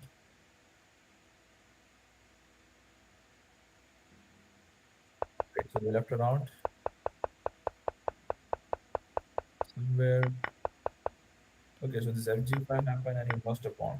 This is not good. He should have not allowed this. Yeah, he allowed this g4, g5, which created the whole problem. And he's got And now this is plenty of time on his clock. So he is also he's not the tournament director. There's another G10 is directing the tournament, but I'm sure he's helping with a lot of stuff, like the DGT boards, for example. So sometimes he has somewhat of an excuse if he's low on time, but he had plenty of time to think. So yeah, not a usual case. He has time on the clock. But again, here after this, he had got a chance, and we talked about some bishop f5 coming here. Or yeah, so bishop f5 at some point was needed, and some active play basically. The plan with king here was not good. Actually, not good.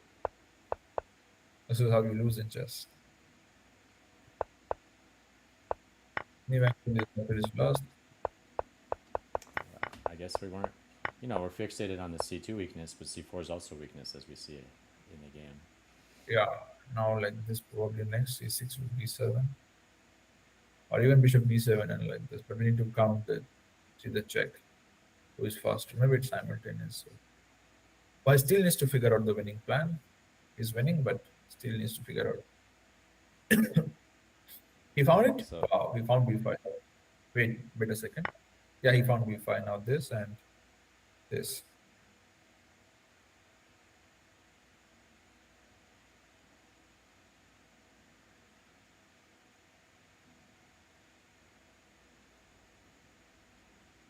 More pass pawns, more resuming.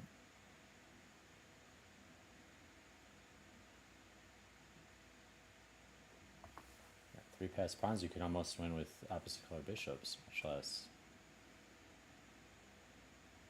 Yeah, I don't know what else he's thinking. Is he thinking? This looks good to me.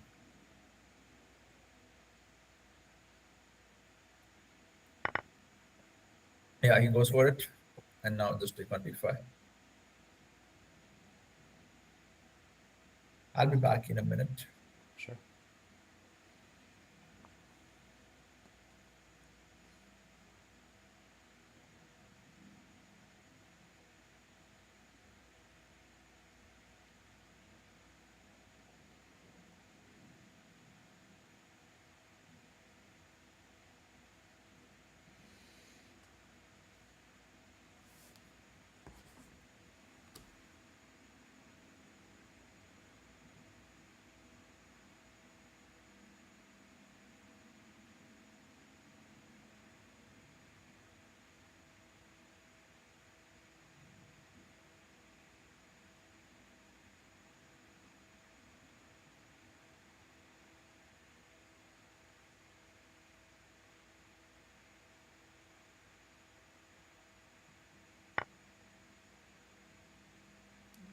Looks like c takes d5 happened as predicted by Nubair.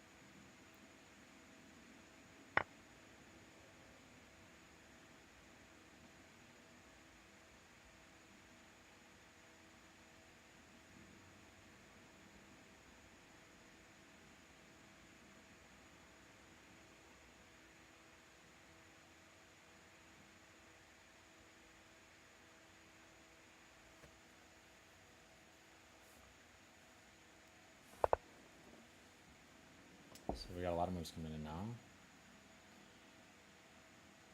Lost his A pawn. I would trade B pawn for the A pawn, but still has 2 to work with here. Got a few rapid fire moves coming in here.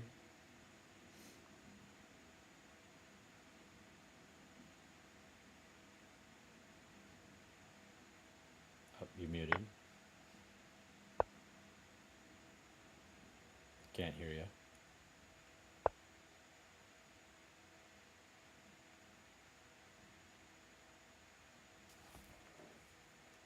Oh, you're still muted, Nubair. Sorry. No So worries. I was wondering how did he lose the a pawn? And for b4, I think the easiest was d4 as the king is still in the square of this pawn. And the point is very simple. We are threatening king d3, and if rook f4, we have d7. And if b3 also, we have this. Takes d7 wins on the spot. Okay, rook f1, we can play king e2 or even d8 knight. And the fun fact is, like rook f4, d7, rook d1, knight means you are queening on next move with the check. Uh-huh. So this was Clever. interesting. Yeah, I don't see anything else. Like what else you could do? You cannot move the king. You can go here, but then what's the point? Only hope is this, and that's gone with king d3. So he captured on b4, and then maybe still winning with controlling this piece of squares with king e5, king e6. But again, you need to calculate which pawn is hanging, whether this pawn is winning, who is in time. Okay, it should be winning. You can even play bishop f4 probably. And take f6, winning on the spot. And Yeah, luckily there's a that, counter that, check. And no time for rook f1 because it's a check. well, couldn't you just play king f5 there anyways? Yeah, even king f5 does not matter, yeah. So yeah, it's like winning in like... King b6 is just way too sidelined, so... I guess we Yeah, can't, I think this can't is... criticize him too much if it looks like this is also winning trading the pawns, right? So Yeah. Not easy, of course. I mean, you have to defend for so long.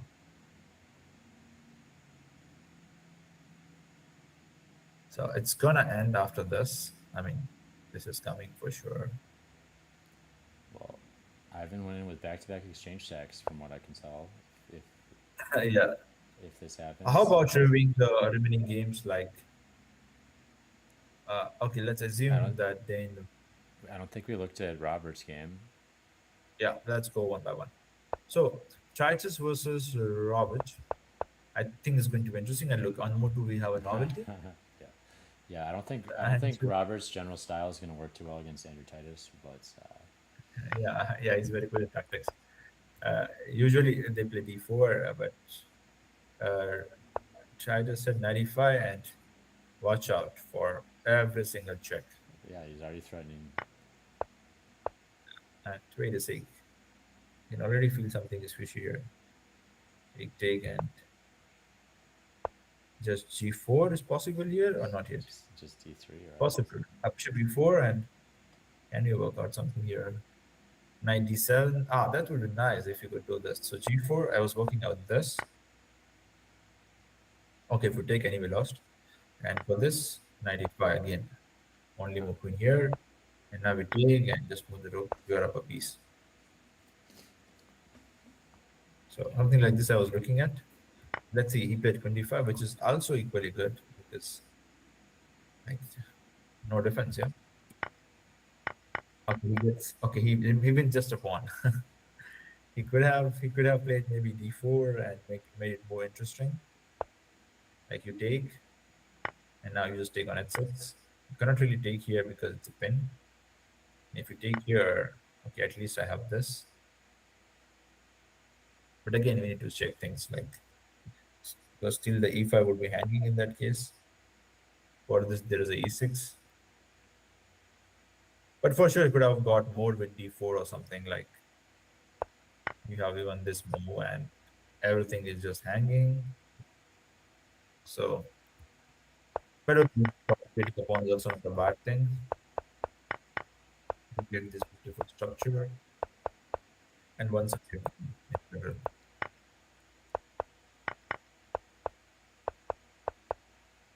Yeah, he loses everything.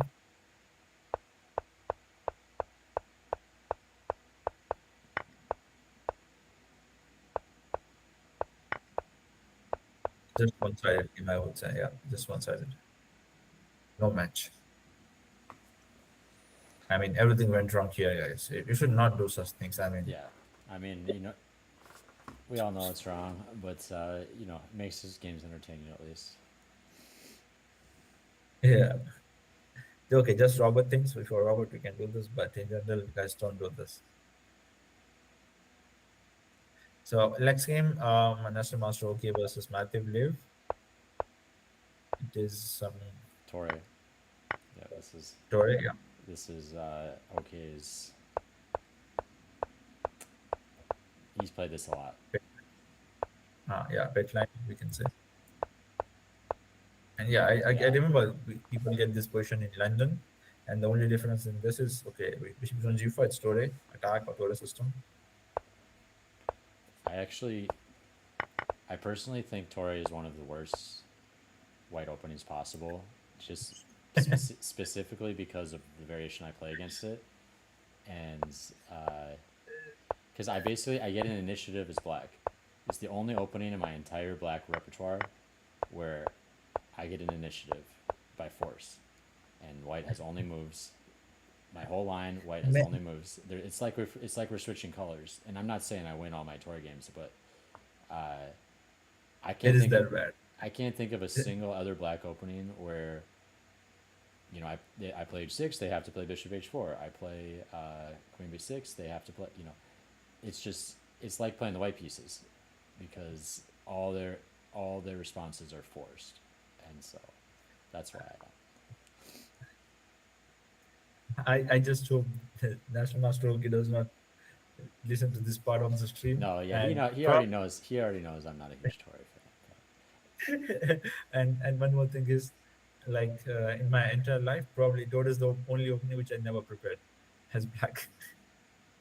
Like I never understood the Well, threat. the funny part is I never prepared it either, except for Dan Zagar played it a bunch, and so then I'm like I gotta prepare it, and then yeah, and so I gotta thank Dane for why I have Tory prep because yeah I otherwise wouldn't have as myself either. But then okay, I did notice I did so then I prepared my Tory line against okay, and he plays all the correct moves, so it's not like okay is going to lose to my Tory prep. Like But it's I still remember, like I'd be 100. It's still yeah, nice though because I'm 100% comfortable, right? I'm gonna get totally out of the opening with at least an equal position, and then you know, white has a lot of if they don't know all the moves perfectly, they can lose in like one move. So Yeah, it's not a good opening. But if you know how to play it, if you can play moves like rook e7, guys, do this for you. And Oke does know all these openings in depth, even if he used to play like Yeah. a6 b5 every game, and so but he plays them all in the best way possible. So it's not like he's going full Robert style, Yeah, he has got some experience, so he can do that. But and still, like, he he's got his solid stuff too, French, and uh, yeah, and he true. plays Catalan and London and all sorts of. So it's not his every game repertoire, but yeah, I think Minnesota But yeah, players definitely got to be ready for Torrey because you might get it from OK, you might get it I from Oke. remember Glitch playing this against me, like you were playing in World Rapid Championship, and there he played this, and to my surprise, after 10 moves, I was better, like clear equal plus. And then I started to play for a win. Like it was like I had 8 minutes. He had like 30 seconds. It was equal. Then okay, it was kind of equal to equal plus for me. And then I thought, this is my chance. I should not be making draw against, even if he's 3 times world bliss champion. And I tried to mess things around and end up missing one check, and he won the game. Ah, But well, even I got better position against Glitchuk. So I think without preparing. So I think this is not a good opening. I still applaud your bravery there. You got to take your chances, and I'm hoping Dane Matson, is really pushing for the win against Brian because I feel like you got to take your chances when you get those. Even if maybe Brian offers him a draw at some point, but Exactly. Yeah. When we get chance, I think we should play for one. and a lot of times the stronger player will turn it around because there's a reason they're so strong. But you got to take the shots, right? Those are your career games, right? Yeah. If you never take the shots, you're never gonna get a career game. So, and a win is a better career game than a draw. Absolutely. And I think this pawn is now getting lost, which means this game is also going to end in a draw because this is a wrong color bishop for the rook pawn. And if this gets traded, then this will also be. So the point is, there's a bishop b7 or something, but you cannot really push it because this is hanging.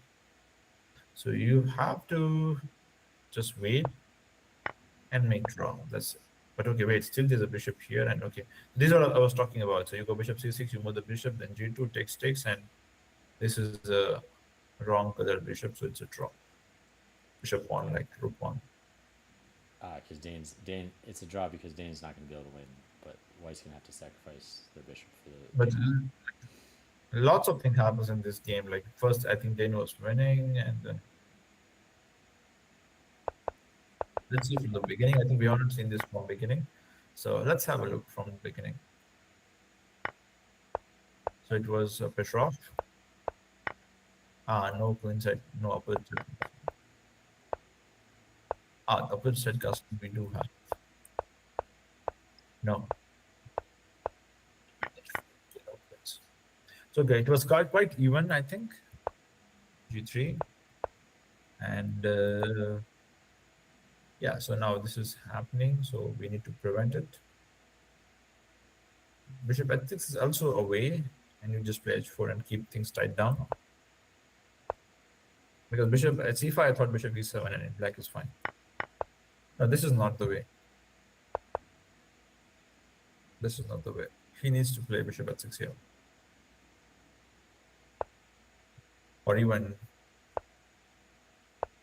here. But maybe he was not happy after king e7 and rook's just coming like this. f4 is not in time. We don't have f5. Maybe black is just fine insecure. Only. Maybe he was hoping for f6 and some kind of f4, but the back rank speaks for itself. Well, this is not needed. You can just play king f6 or just take, and so it's a slightly better, I would say, for black.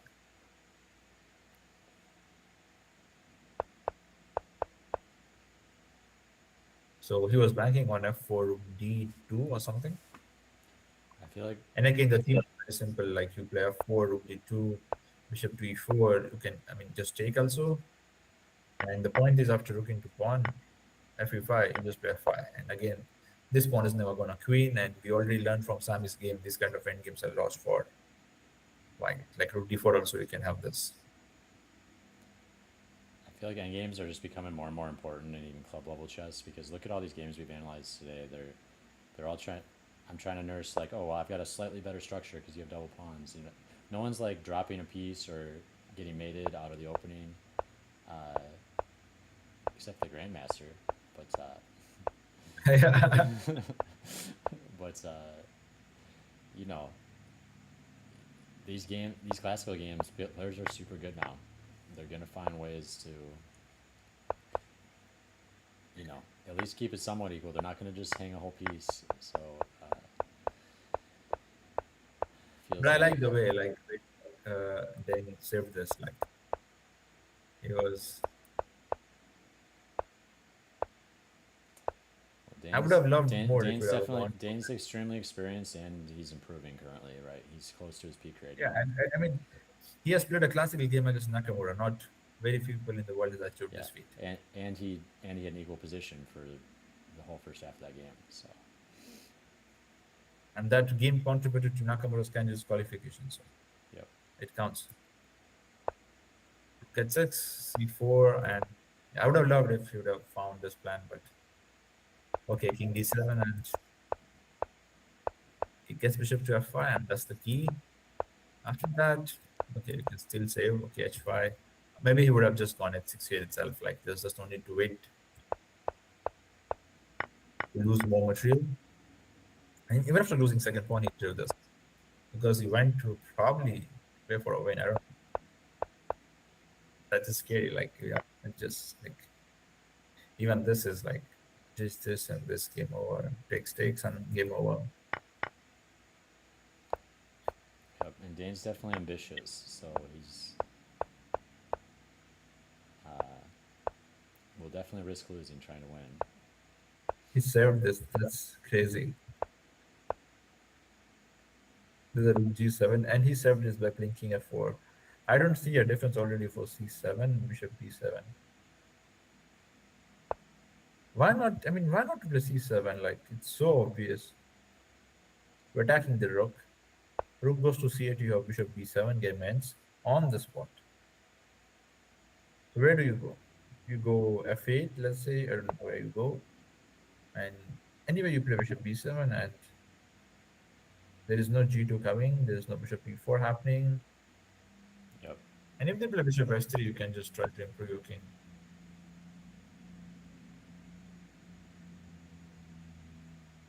So I don't understand where he went wrong. He played king d2, and then he pushed c7.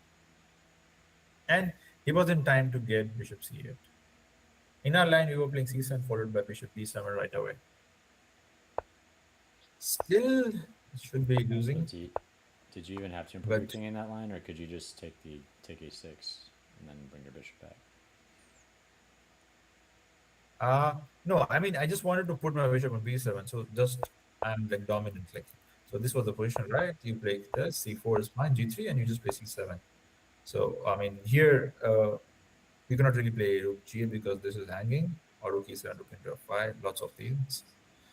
So you have to play, I don't know, rook c8 is just this. So where do you play? Rook h8, let's say you're trying to activate the rook.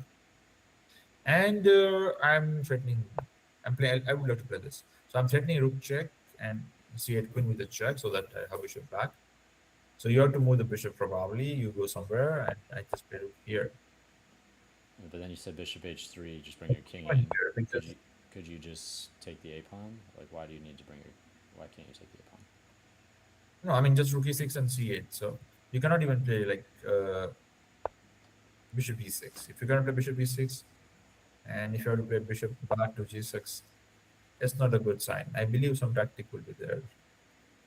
Even this and king f6 and rook d7 also sounds good to me, but even rook d7, rook d8. So this kind of endgames are just lost. He did not play c7, so he invited trouble. And black got some different, like this is very rare, like the king goes back and he wins the c7 pawn. Even if he plays this, white has a very good chance of winning this. But he ended up playing the wrong game. No, it's just wait a sec. He blundered this pawn for free. What is doing? Is getting the king around? Okay, fine. Yeah, it's a draw. But Jack has misplayed it like anything, and then is really took advantage of his mistakes. But it looks like I think Dane that's a made still it looked like Dane made a the couple way. mistakes to start that end game though to give Jack the winning chances in the first place. So, Yeah, and the way it is going, I mean, if he does not find this plan, then might win it. Like he needs one, two, three, four. He needs three.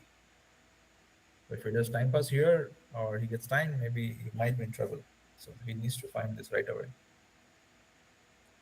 so wait, Or even wait, king d. isn't it the wrong color for black too? So Yeah, but he can sack the. I mean, it's a draw. Yeah, he just draw. why can't white just run to a1 right now? We can also sack the bishop, or the best is just go like this. Yeah, I get that that's prudent, but there's no way what black can actually force white to not be able to sacrifice his bishop for the pawn, is there? No, no, no. It just went. Only tactic is you can if you could get exchange bishops, but even if you play bishop f1 g2, you can take and it's still a draw. This is going to be a draw for sure. Okay, so let's talk about the last game where we have. I don't think we fully covered Oku's game either. We should look. He won the game after all. We just kind of dissed the Torre, not looking at his win fully. Okay, can you tell me a bit about David? Is he new player to club? He's strong. He's a strong expert. He plays sometimes. Sometimes seems to play on Thursdays. Also, probably plays the bigger weekend tournaments. I'm not super familiar with him, but stronger expert level player. Okay, and he's rated around. Yeah, I want to say 2100 or a little lower. I'm not 100% sure. So it's an upset here, basically, right? No, Kyler beating him. Kyler is also Kyler's actually national master, I believe. Although he's more like 2100, 2150. Uh-huh. So I wouldn't say it's an upset. I'd say this is a fairly even match. Okay, even match. Okay. But I don't understand why people give bishop like this when they can just take the bishop. Strange. Probably that's why he lost this. Or, let's see. So he loses bishop. Look, and you can tell why he wanted a queenside castle and he wants the h And he wants kingside attacking chances pretty much. yeah, he's wants to attack. No matter if it's right or wrong. And he's defending as well. E5, 97, 96. And okay, just random sacrifice makes no sense. What is the point of this sacrifice? I don't see anything. Like there are more pieces defending the king than attacking. Yeah. Just because you see one move. I got a feeling David plays a lot of bullet. Then it's disaster. No, that's just a guess. He'll play deeper as well. This is typical blitz. This looks like blitz chess. Yeah. Like this is absolutely like just take, and you're even now losing the f4. And he's designable already. Okay, gets queen h5, bishop g7, and nothing. Yeah. Nothing. Maybe not understanding that concept of bishop g7 really is going to solve almost all attacking chances white has. You just always be able to put the king on f8, and how are you gonna checkmate that king on f8? You need to at least have a dark square bishop to trade off for g7, or you're almost never gonna make the king. Yeah. So that was just winning. I feel like that was David doing a Robert impression or something. I think what advice I would give to David is stop playing bullet if he has to play classical or if he wants to go. Well, that's just good games in classical, because if you play like this, it's never gonna work in classical. Like it makes no sense without sacrifice either. Like absolutely no sense. I mean, you can't. It's not something you can do in chess. You can't attack every single game, or your opponents will exploit that. Yeah. But I mean, the giving the bishop was itself wrong thing. Like, I mean, how can you? I mean, just There's only one move here. You take the bishop. There's just no other thinking even involved. But okay, what can be done? And And yeah, that bishop turned out to be a critical defender. So yeah. Wait, is he missing? He's already messing this up. Now this is close to loss because now you cannot really give your bishop. The king is just coming, and then it's a loss because it's a short diagonal. I mean, it's a just diagonal with three. One square will be controlled by bishop, another will be controlled by king, and you will be out of moves. And g2 would come, and you will lose this. This is already gone. You are supposed to go here and maintain a position and go like this and win the pawn. Instead, he did bishop king b6, which is absolutely wrong. Maybe still, if he comes back, he's fine, but he allowed king d6. This is total disaster. I mean, king d5 is better. You control king c5, you just first enter and then you try to do this, but maybe this is also good enough because king c5, there's a bishop b6 already. But this gives some chance. Okay, king c5, can I play bishop b6, bishop g2, or bishop f? Bishop f1 makes no sense in general, as long as you're not blundering this. And the problem is king f4, king d4, king f3 again, this check, and this is happening. So you will have to probably play bishop f5, preventing this. Then bishop e4, and then king f3, king f2. This would be the right thing to do here to win this. I think Dane will find it.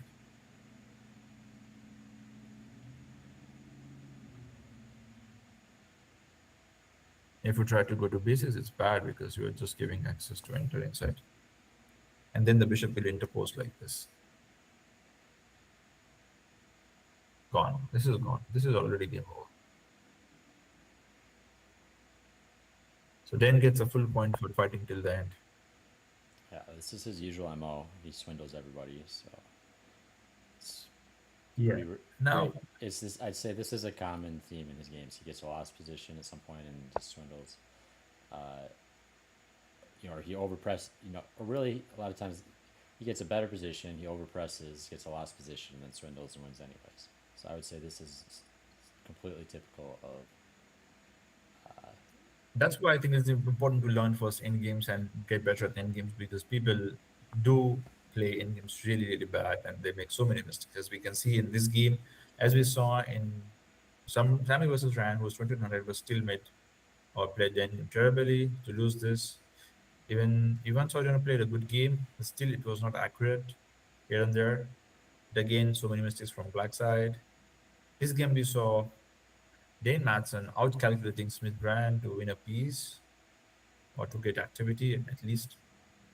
This was disaster, like Andrew totally crushed Robert. Okay, did a successful Torre attack.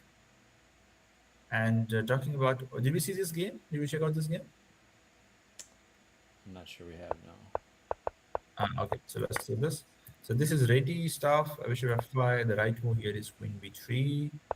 And you want to put pressure here. If they play queen b6, well, you can take here or play d3, bishop e3 kind of stuff. And the end games are slightly better for white because of the activity you get. Or if he goes back, then you get tempos.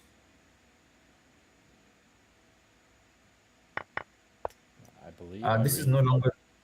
I believe Irene's national master now, so this is and Jacob's more class A. So this draw is definitely a bit of an upset for in Jacob's favor. And also, hey, Jacob also just drew Dane, so Jacob playing pretty well against the close to master level players or master level players. Definitely doing better than his expected value. And here, the only correct move is knight c6, and you have to sacrifice the pawn and some kind of bishop d7. And engine says it's 0-0. But back then in the history, knight c6 was not found, and this was considered to be better for white because the move available here were queen b6 or queen c8 or queen c7, queen d7, after which white is clearly better. But then the later discovery or the humans discovered knight c6 and still it's okay for black. All other moves are just bad, 95, 94, knight c3, and you can never take on e5 because the b7 hangs. Wait, what is this? So, okay, he's making most of it. It's clever. Yeah. But wait a sec, what he did after this, and b5, queen b6. So this is why you should not play for traps. And what happens after this? He has no clue. This is hanging. This is under pin, and he had to take. And he ended up improving black structure. And after takes, black is better.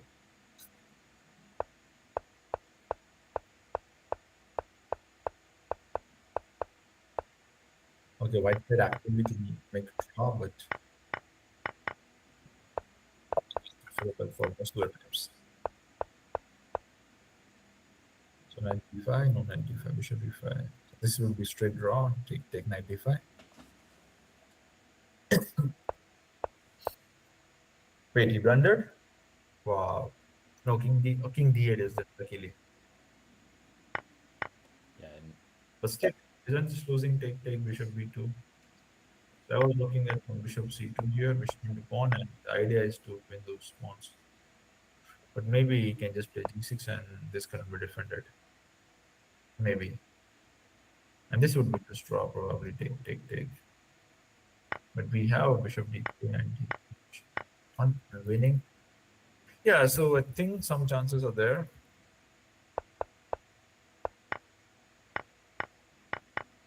But he took on e5. He would have tried bishop to d2 and some interesting ideas. This is a bishop c2 though. This is just I think could be done in this. and Irene's a teenage girl and already national master, so she's definitely one of our top prospective juniors. And Jacob's also prospective junior, but not quite to national master level yet. And finally, we have Benzager winning this. King f2 comes in, as I said. Now you play bishop f4, bishop g4 doesn't matter, and you win this. That's brutal for Jack, but he's in good company. Dan has swindled his way to national tournament titles, and probably most players in the club. So yeah. Dane actually one year won Chicago Open U2100, and also Vegas U2100 in the same year, over $10,000 in prizes. And I know in both of those tournaments he had some swindles. That's a great achievement to have. He is. Why is doing this? He's like the most dangerous club player possible. Dane usually gets out. He gets outclassed by players like Andrew Titus or somebody or Sammy who can just completely outcalculate him. But besides that, it's like he's a full player. He's got very strong tactics. Like for example, he just prevented Connor from making national master. Connor was one game away from national master. Played Dane, and Dane won the game. So and Connor's an extremely good calculator. So Dane's calculation too is pretty much master level, and he's got positional skills. So it's like there's no clear way to beat Dane. I'd say he overpresses way too much. So he makes some non-objective decisions. That's probably the best way to beat Dane is let him get a very risky line and let him go for it and make it not work out for him. But it's hard to beat Dane, and I'm not surprised this happened. So if you had to pick one game of this round, which one you would pick? Whether it's Sammy's game, or whether it's Dan Matson who outcalculated Smith, or whether it's Dan Jagger who killed a great swindle. To me, this one's easy. I got to go with Ivan's game. I mean, exchange stack, winning with 3. pass pawns at the end. You know, it just looked classy, like Yeah. the positional masterclass type of game, which is my type of game. Plus, I play Rossalimo both colors, so always interested in a Rossalimo game. So that's got to be my pick. I mean, if I could see how the whole game between Dane Matson and Brian played out, maybe it'd be different. But you know, can't say that's my favorite one. We're not even 100% sure he converted it. Yeah, it was also a nice game, a positional, a clean game, more or less. Yeah, But I am impressed. I am also, of course, impressed by Dane Matson yeah, winning a full piece off a Grandmaster. That is not something that would be on my bingo card going into the round. yeah. So wait, what is happening here? Bishop f3, I will take, and I will go king h2. He's I winning in bet his own way. let's give Ok's game just a tiny bit more attention because I feel like I don't exact. I was so fixated on insulting the Torre, I don't even feel like I, saw what happened in the game. Yeah. So let's stick to this. I think it's gonna end soon. Sure. King h2. I think he'll resign because this cannot be enough. This is all finished. Just taking his This final is moments. He was better. One this is up. brutal. Yeah, he's reconsidering all his life choices right now. It's like why Yeah. do I? He's like, why do I even play chess? That's what I'd be like right now. Yeah. Pretty soon we'll have Jack being a commentator because he'll have to,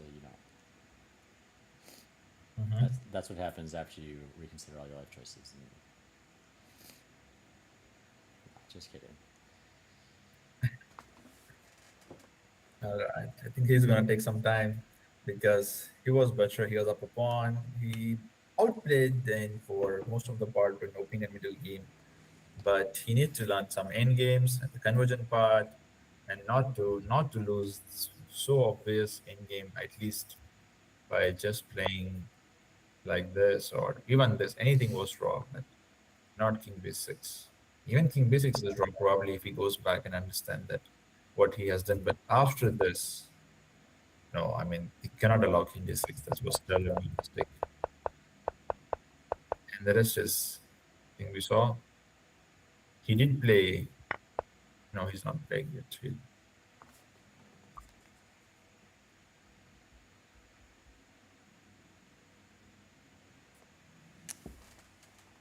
We've got So we have what in this?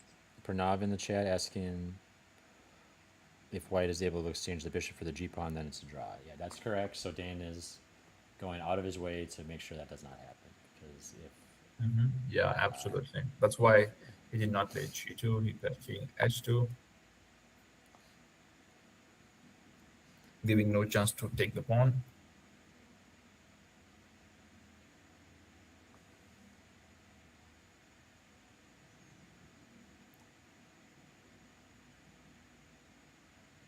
I've seen people losing like this, and it's quite painful,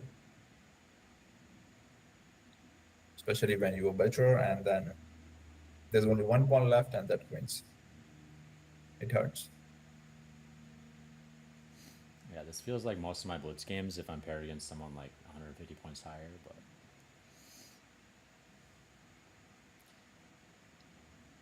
they just keep trying and then they eventually get me somehow. Yeah.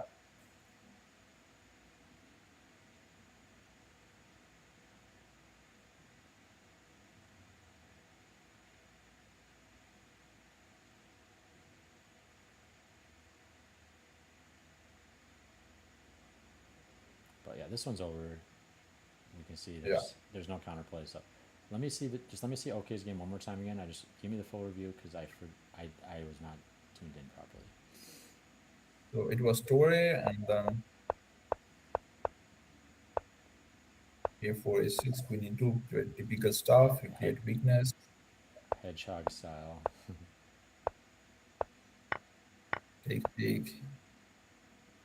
And he was just trying to induce some weakness, but his opponent refused to do it. No worries. He's still hoping that his opponent plays h6, but he's not doing that. So okay, says no worries. Let's get the knight. and when I was so critical of Torre, it's only when black plays the ultra critical line. So you have to play, you have to harass that bishop a little bit, maybe h6, and then you have to play queen Yeah. b6, target their weak b2 pawn, right? You have to kind of exploit the downsides of them bringing that bishop out early. If you're just gonna kind of chill, sit here with a hedgehog structure, is Torre is really not a bad opening at all. So Yeah, it's not a bad opening at all, but also not a good opening to get an advantage. And finally, he managed to provoke some weakness, which helped him eventually to win the game. And then it was easy for him with this experience. But yeah, this move, great move. Opening up this without losing this, no threats to a4 pawn, and just going afterwards. He got the f5 pawn here. He blundered here. Gave a free checkmate. It was very easy in neutral, but still it was a good Torre game, I think. yeah, I've heard whenever And there's, or what my old coach from years ago told me, if there's ever three pawns in a chain like that, like uh, e4, f5, g6, or just anytime there's three pawns in a chain like that, calculate taking all the pawns because there's a lot of tactics against that pawn chains like that. They're not very strong.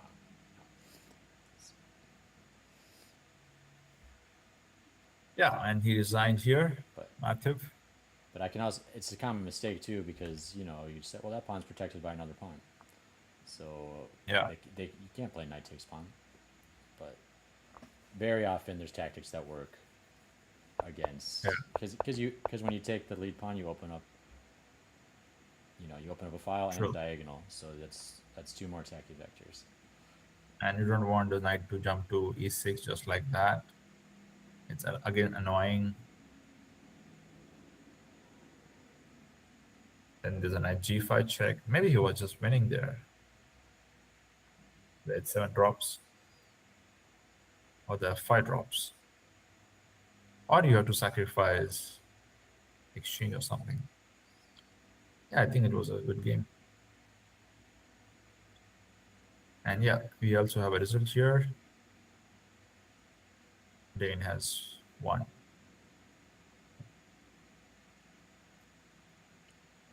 So guys, that's all from round 2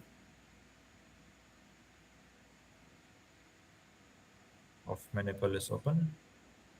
Perfect. Thank you for the 2026. commentary and all the games, Nubair. We appreciate you checking out our games. I feel like the games really delivered this round. Lots of interesting games. Yeah, this round was full of, I mean, every game was like eventful. Like, it was fun to watch, comment it, and go through this end games with lots of possibilities. Perfect. Well, it is pretty late in India. Do you think we should wind down? Or do you want to see more? Sorry, I lost you in Oh, between. I said it is pretty late in India. Do you think we should wind down soon here, or do you want to see Yeah, more? let's wind it up. Yeah, it's around 1 o'clock. Yeah. So also at thank you night. so much for commentating on Yeah. that time delay. It's appreciate you staying up so late. It's middle of the day here, but Yeah. yeah, it's 1 in the morning in India. So we appreciate you, man. Thank you so much. Yeah. Thank you guys. Have a great day. Enjoy your weekend and the tournament. Bye bye.